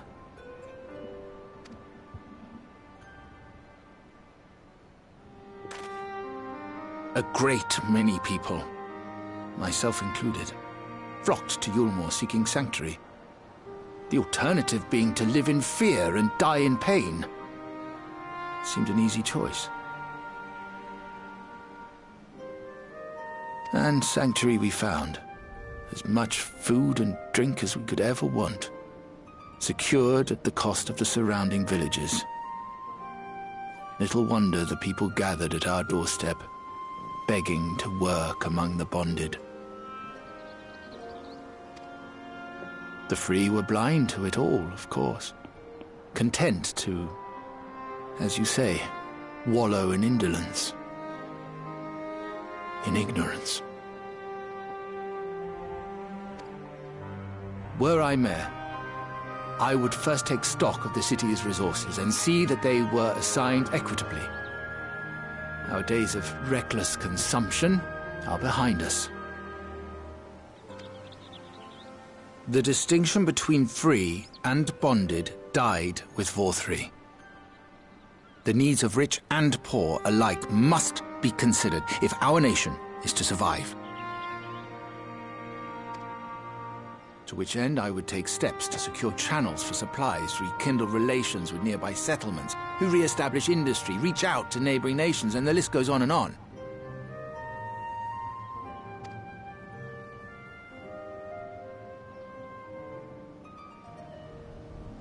But I am no ruler, nor even a politician. I am an entrepreneur. My expertise lie in planning and profit. I haven't the knowledge or experience to run a nation. Please, Rendon, will you not help me? Together, we could solve the city's problems. Build a Yulmore for the people.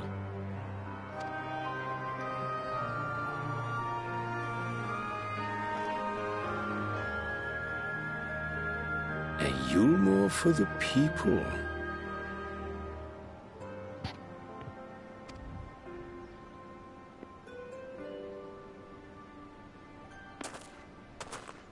I'd rather like the sound of that.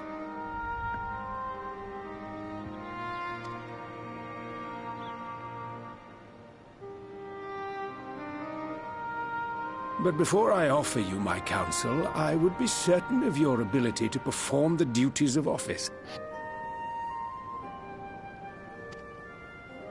You would? You ask me to help you solve Yulmore's problems, but first I would see you solve one on your own. Accomplish that, and you will prove both to me and the people that you are a man worth following.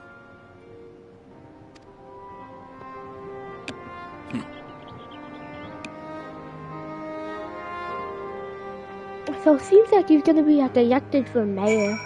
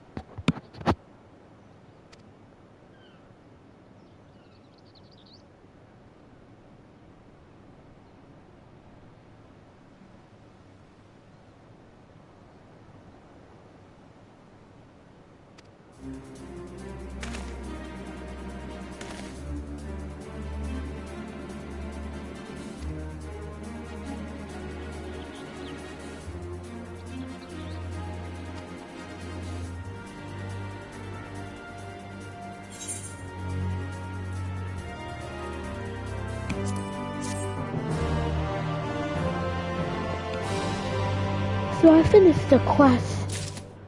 Now I'm on finding good help.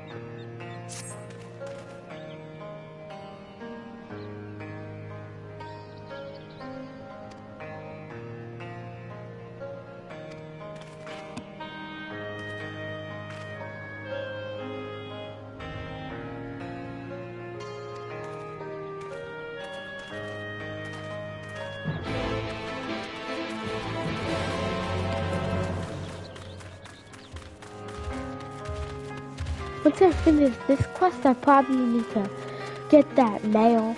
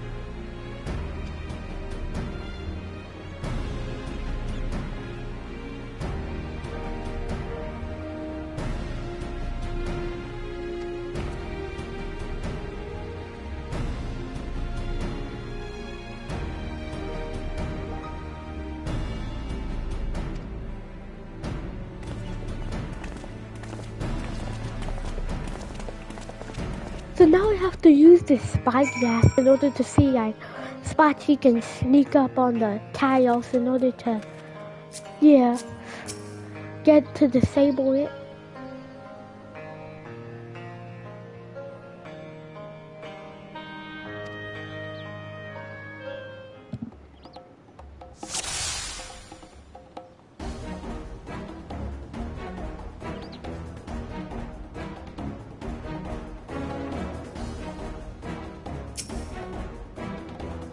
So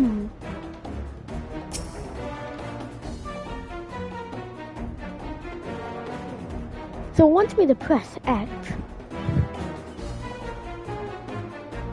But I think I have to press X behind it.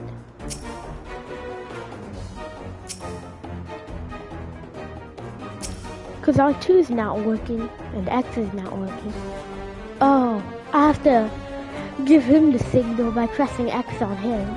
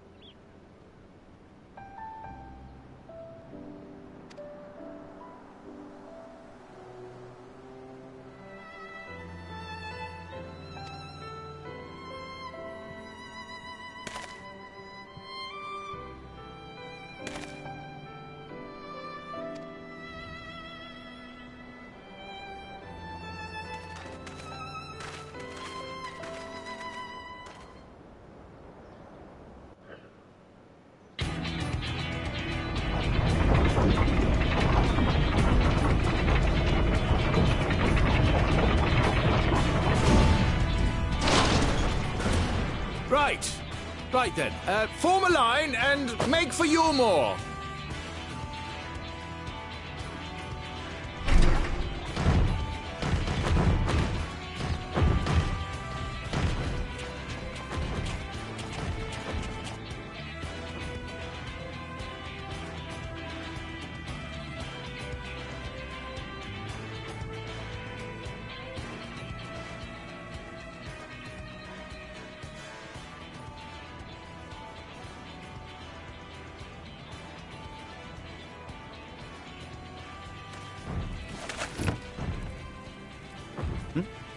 What's that noise?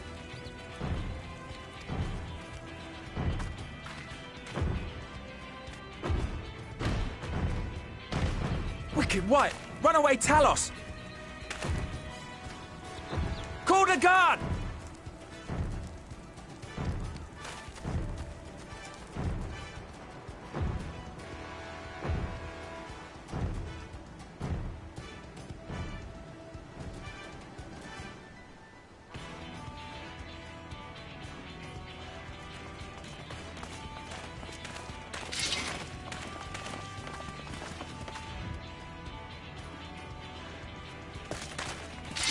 Stay back!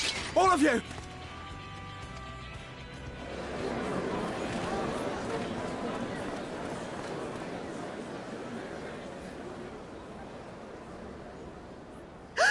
Is that...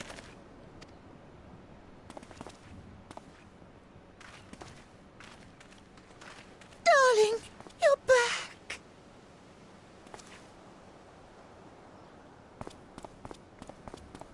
Well, of course I'm back. You didn't see... Dearest, I can't...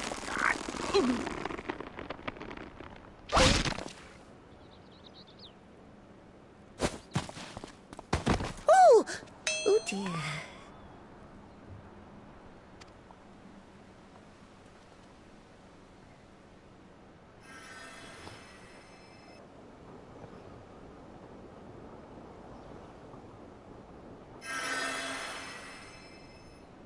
Oh, thank you. I'm sorry, my darling. It's just the sight of you filled me with such joy, I couldn't help myself.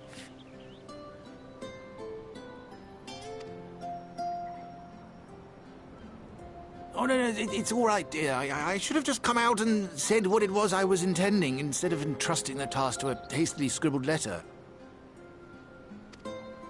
Does that mean you'll do it?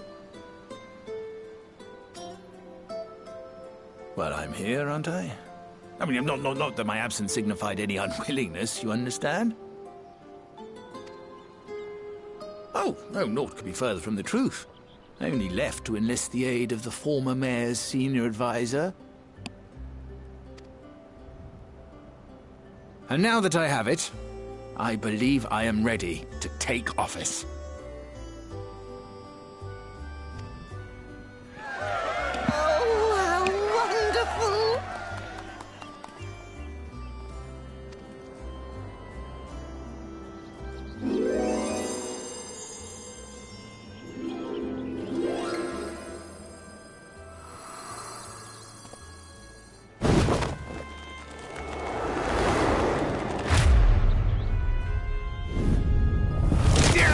Please!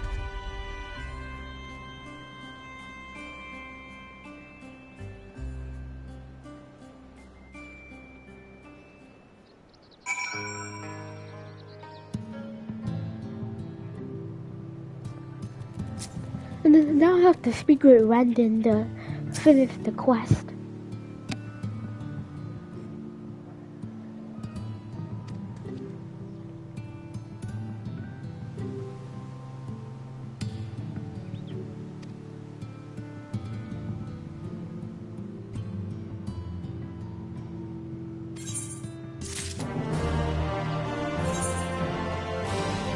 And then now I have to look at the map for a bit.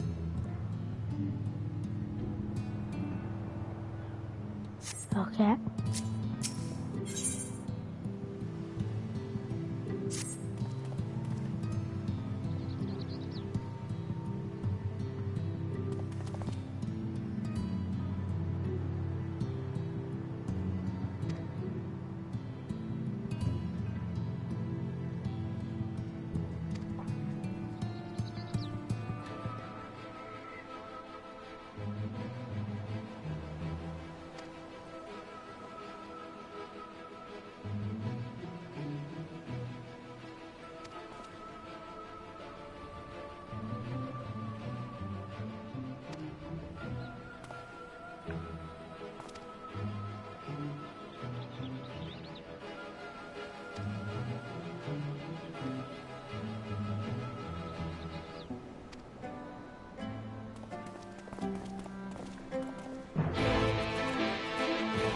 So now I have to go to this crown lift guy.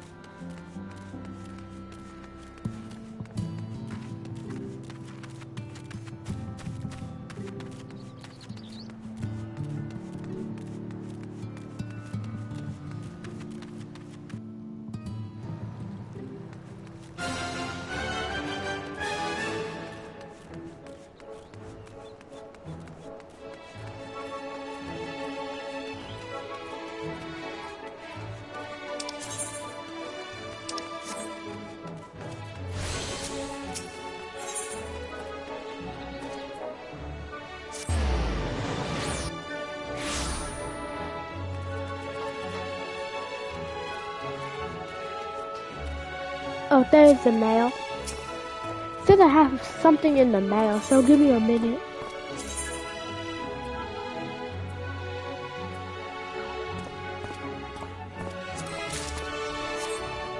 It was supposed to be like a bunch of minion stuff. Or like stuff for like Endwalker.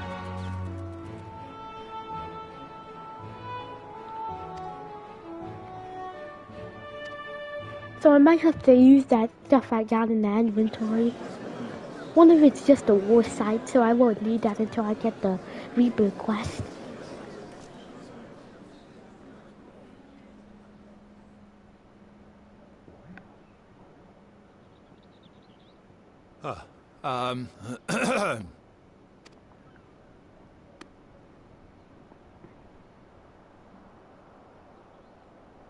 Go on, dear.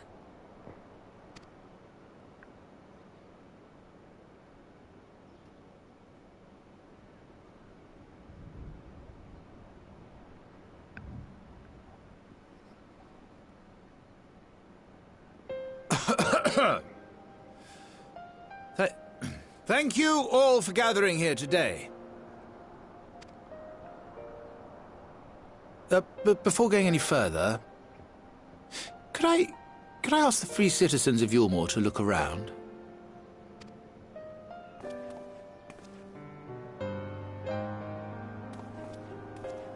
Tis a sight none of us would ever have seen under Lord 43's rule. Not only do we stand in the familiar presence of those we once called the Bonded, but today we welcome the peoples of the Derelicts and Gate Town too.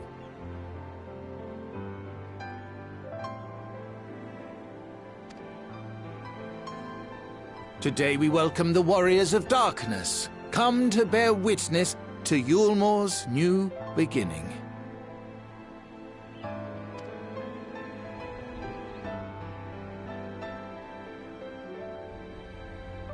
As you know, an election was recently held, at the end of which I had the honor of being chosen to succeed Lord Vothry. You place great faith in me, and I promise to do my utmost to live up to your expectations, and I will seek always to carry out the duties of this office with integrity and fairness.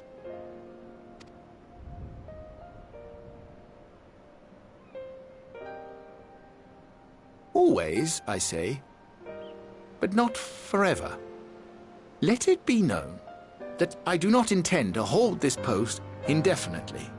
I consider myself but an acting mayor, who will serve only for the interim, while Yulmore is reshaped according to a new set of values.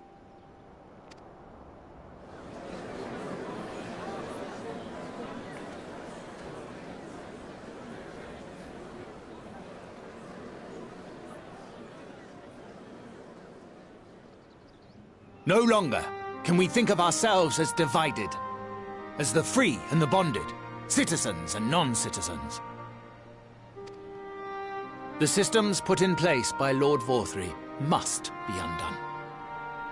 But even as we tear down the old, we must give thought to the new. To what manner of nation Yulmore should become. Whatever the answer may be, it cannot be decided by one man alone. And so I propose that an open forum be held, that we might all discuss how best to strive towards a better future. However, there can be no talk of the morrow unless we first address the issues of today.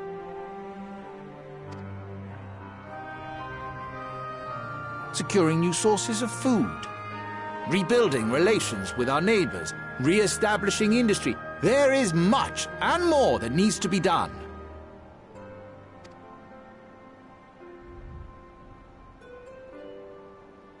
Too much for a mere man of business. And so I pledge instead to do everything in my power to ensure our city's security and stability while we all work together to see these problems solved. The road before us will not be easy, and I know full well how daunting the prospect of honest labor may seem to some of you. But we must accept the reality of our circumstances. We must move forward.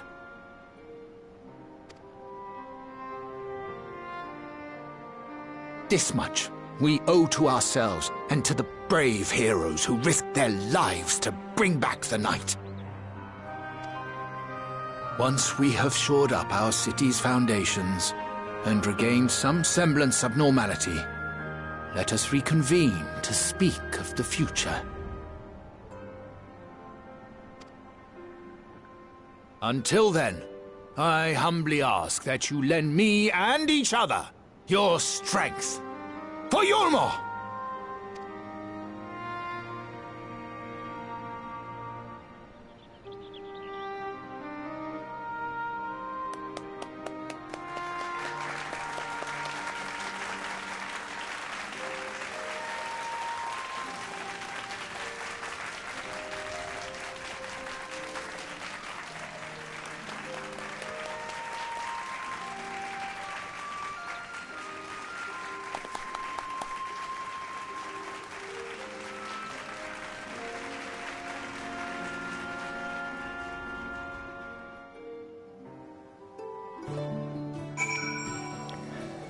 Yeah, so I did that quest, and he's elected for mayor, and then I have to use this.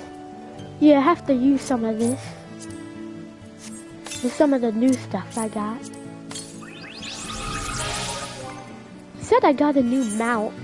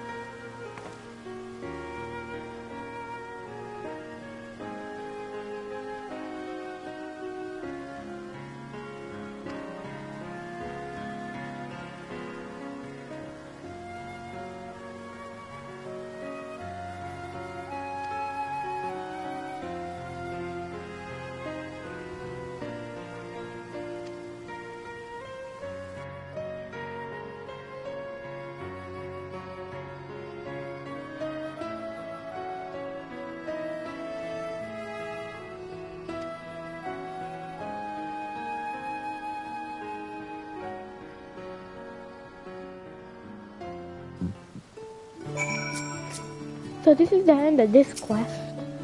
Moving forward, I think we should have like 5 more quests until we get to the actual Endwalker, I think.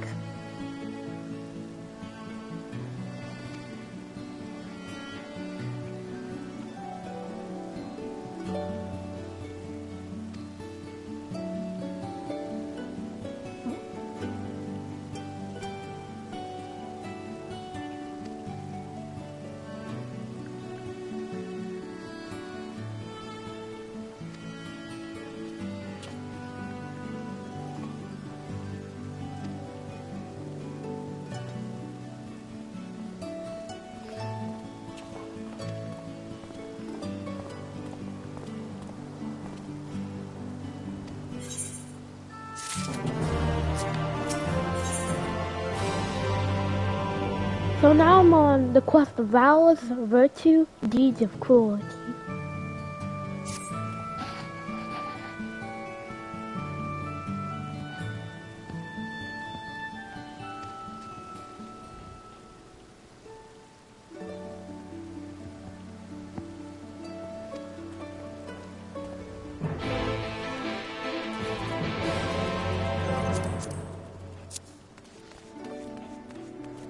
I'm just gonna test out this new mount I got from the delivery Moogle. I just have to find the place I can get out from.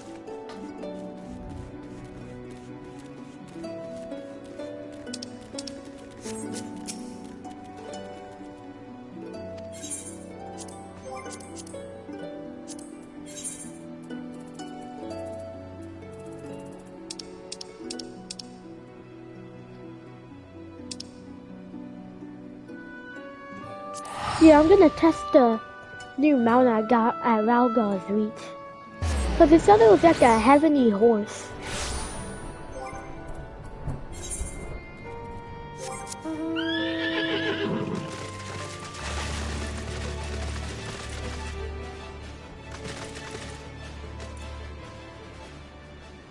Yeah, it's actually pretty cool. I was just testing.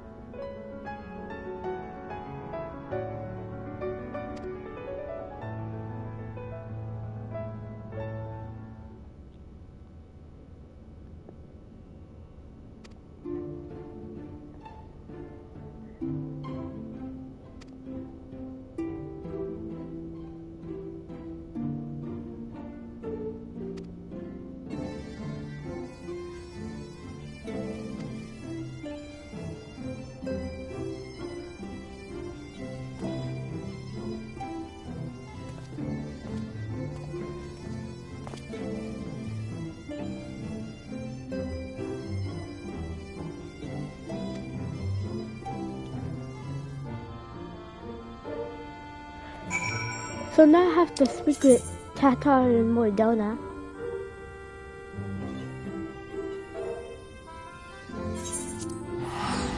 It's hard to look at the maps, so I have to zoom in.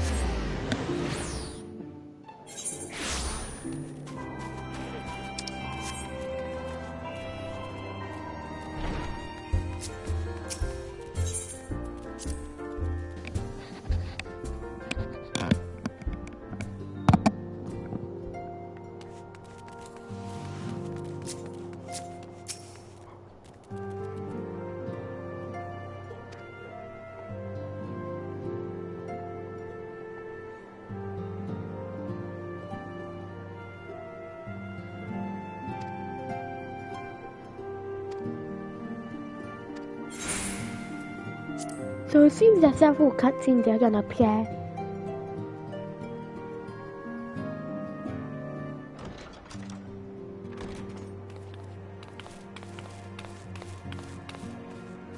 Sorry to keep you waiting. I've carried out the treatment as per Master Matoya's instructions.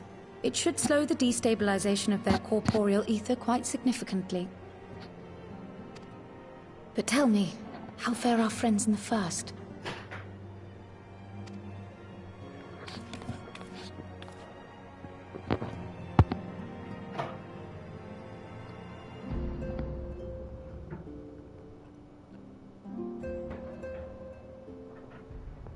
So this Becklug's the first to lead an authority on soulcraft, are they? Sounds promising. And Urianger's proffered solution of white auracite is rather ingenious now that I think of it. Well, while they press on with their preparations, you may rest assured we will continue to do our part here.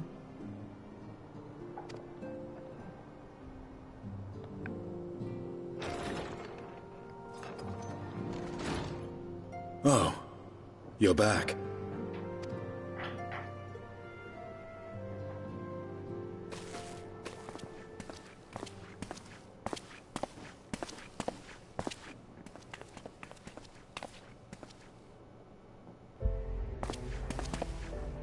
And none the worse for wear, I see.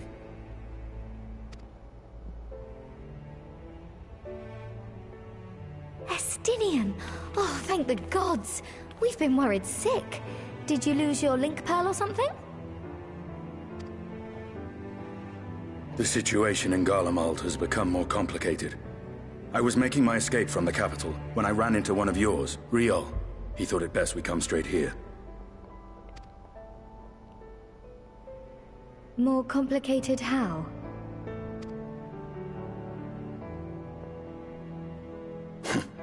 Where to begin?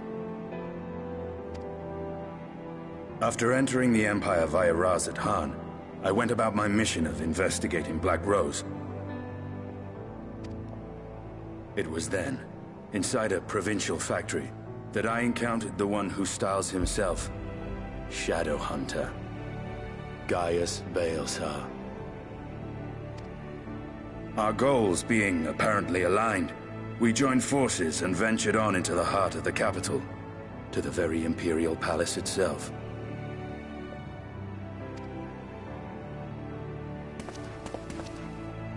There, we found a man whom all assumed dead.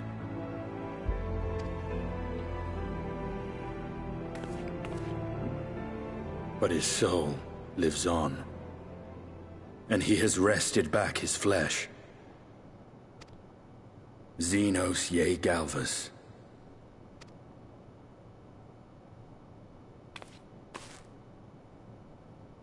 Nor did the surprises end there. For no sooner had we arrived than he murdered his sire in cold blood. The Emperor is dead. This sent Gaius into a rage, and he charged in, blade drawn.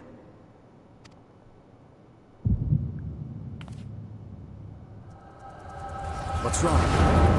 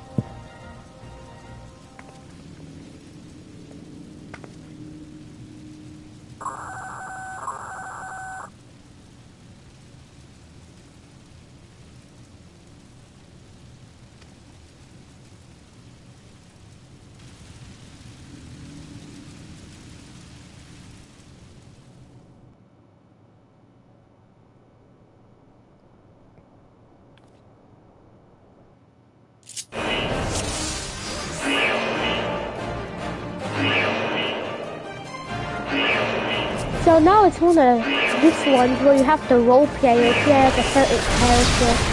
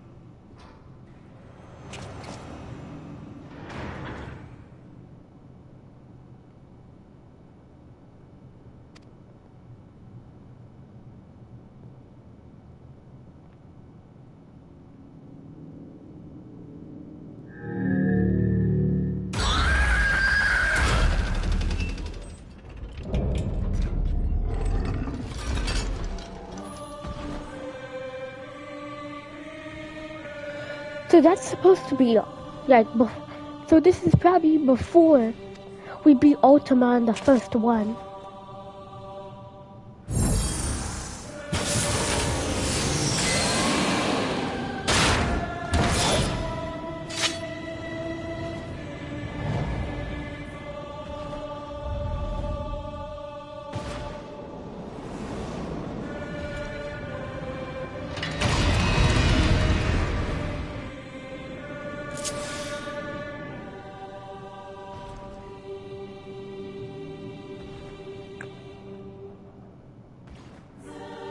So it seems like we got like a new hotbar.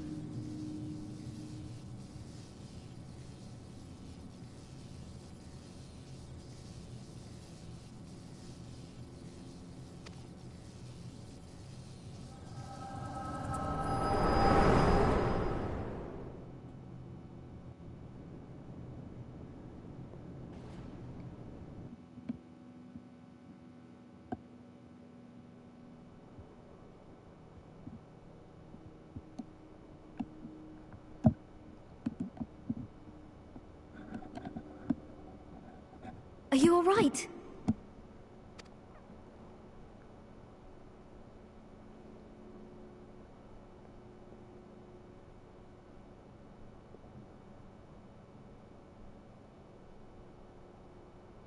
Peer into my past, did you?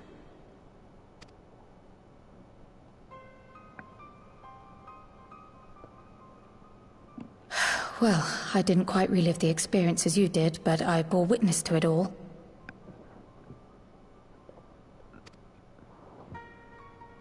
I'm still not sure what I think of this gift of yours, but no matter. Our confrontation was cut short when the Imperial Guard arrived. It was then that Xenos took his leave, citing boredom. To think their research into the Echo could bear such fruit.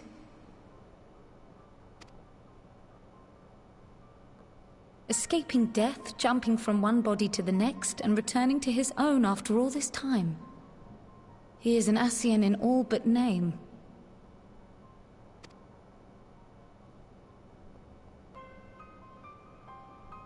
It beggars belief, aye. But no more than a hero traversing the rift between worlds.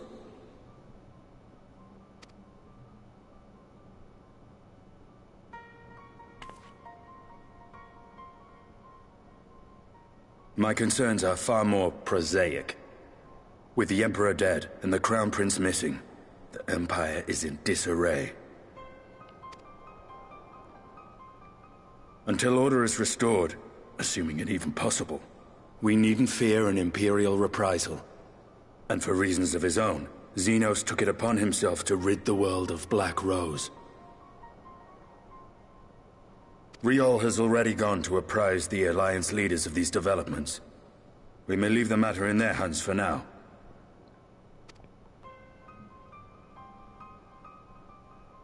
Then perhaps we have seen the last of the fighting at Gimlet. Though, if it comes to civil war, I cannot help but fear for the provinces.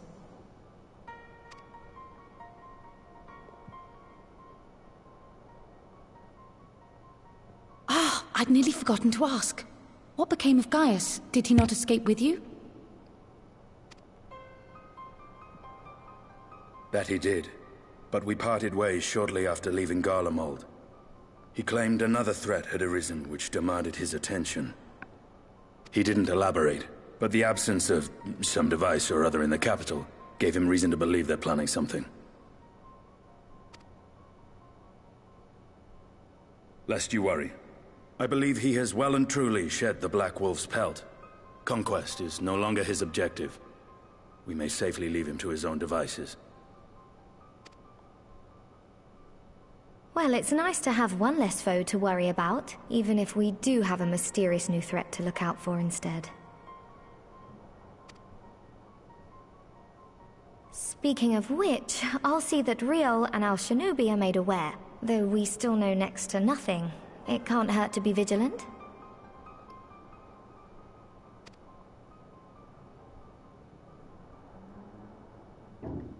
Well then, with Black Rose nipped in the bud, I believe I've fulfilled my part of the bargain.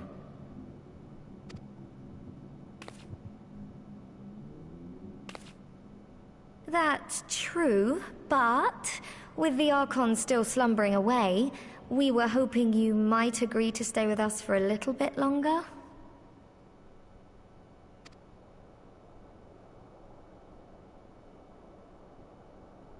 Sorry, but I'm not inclined to extend my contract. Gaius isn't the only one with business to attend to.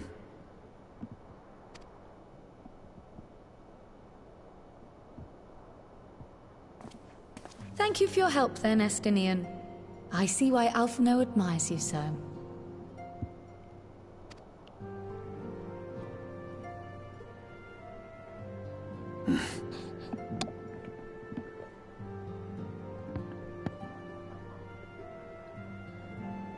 Farewell, my friend. See that you don't make a habit of dozing off in battle.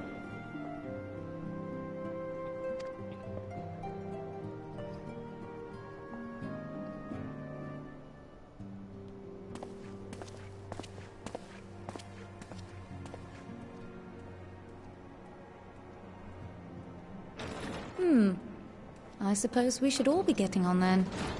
As ever, we will see to the Archon's needs. In the meantime, why not get some rest? You've more than earned it. Go on.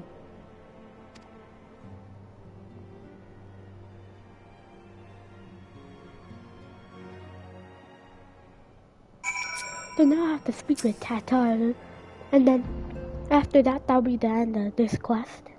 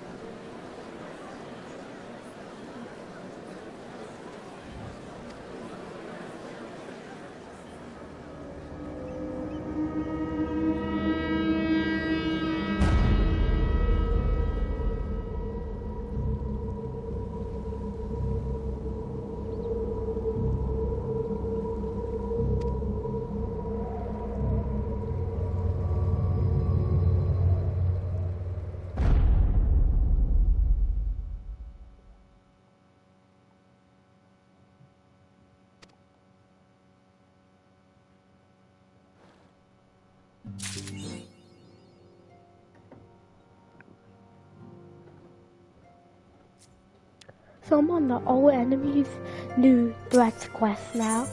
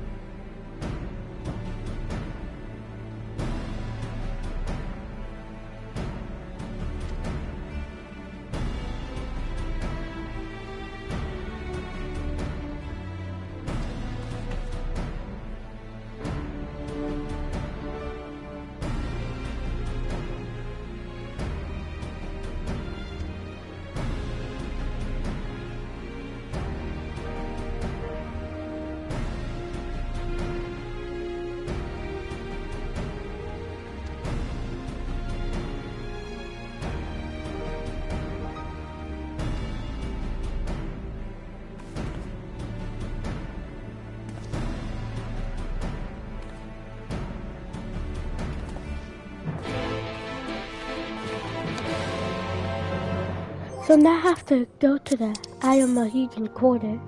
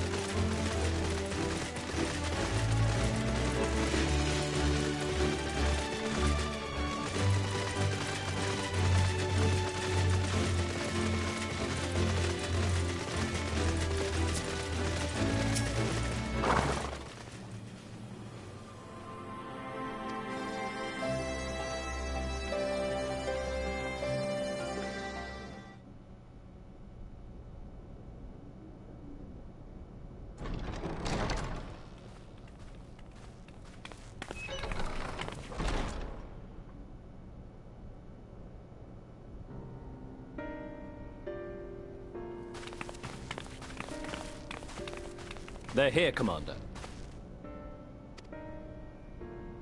And I, for one, am grateful that they are. Told you've been busy since our paths last crossed at the Gimlet Dark.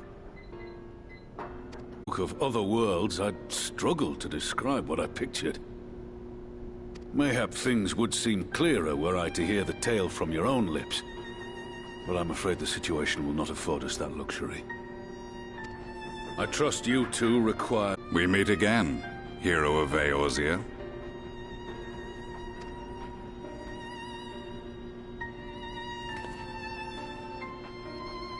Must we repeat this ridiculous display? I pose no threat to you, though what I come to warn you of very well might.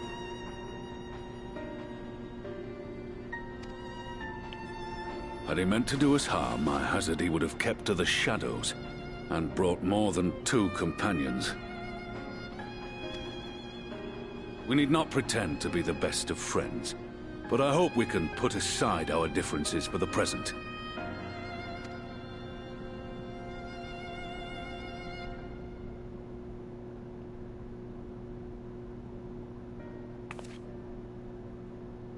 As you are doubtless aware, Sir Estinian and I cooperated to rid the world of Black Rose in your absence. Our journey together took us as far as the Imperial Palace, where we witnessed Emperor Varus meet his death at Xenos' hand. Being the sole witnesses to this crime, and in no position to defend our innocence, we were then forced to flee, each pursuing his own avenue of escape. When we were later reunited, Estinian claimed to have encountered an unfamiliar kind of machina during his flight, but to me his description seemed anything but, and upon further investigation I found that I was right.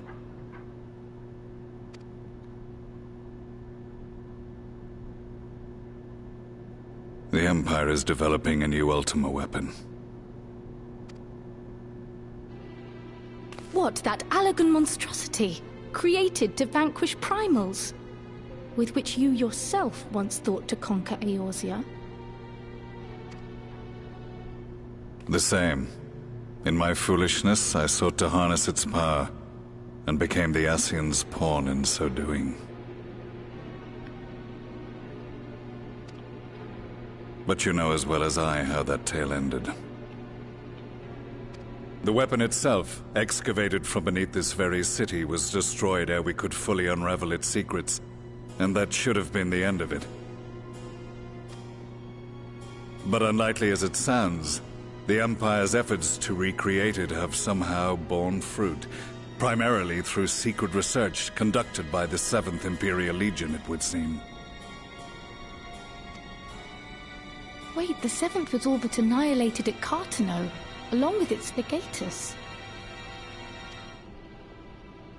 Indeed, few survived. The 7th, as it is now, has little in common with the Legion led by Vandanus, and its leadership has changed hands several times since. Precisely how this project has continued despite such turmoil, and under whose auspices, remains a mystery. What we do know, however, is that a number of prototypes have been produced, and that one of them is on its way to Eorzea. We attempted to stop it, but it was all we could do to slow its progress, so we resolved instead to bring you warning. And right glad are we that you did, though it soundly dashed our hopes that tensions might ease at last. As it is, we've begun to strengthen our presence in the Gimlet Dark, and are assembling a force to meet the coming threat. A force with you in its vanguard, I hope. Before you say anything, I know full well you have pressing concerns of your own. Your comrades remain in peril, and I would not ask you to forsake them. But the fact remains that you, and you alone, have faced the Ultima weapon, and emerged victorious. We need you. And so, when the time comes, if your comrades can spare you, I bid you lend us your strength. I've assigned an officer to await your word. The Ascian's downfall was to be the work of my remaining days, but it was my hand that kindled these flames, and I cannot allow them to spread any further. I will do what I must to see this mistake consigned to history once and for all, even if it means begging your aid. The Fates will enjoy the irony, even as I endure the ignominy.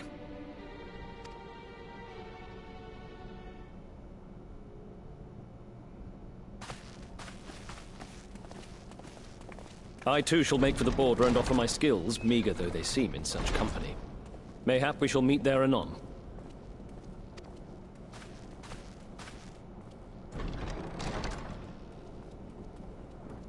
Though we can ill afford to ignore the coming of a new Ultima weapon, our friends' plight grows ever more precarious, and none save you can join them in the first. I only hope you are not forced to make a choice.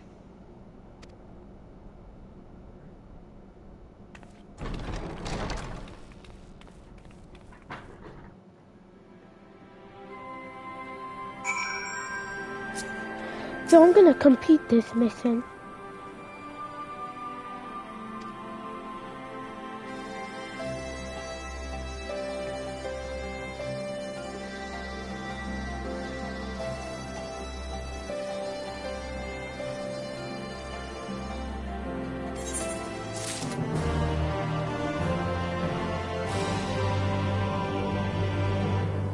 So I've been here for a while, so I'm gonna end it here. Thanks for joining.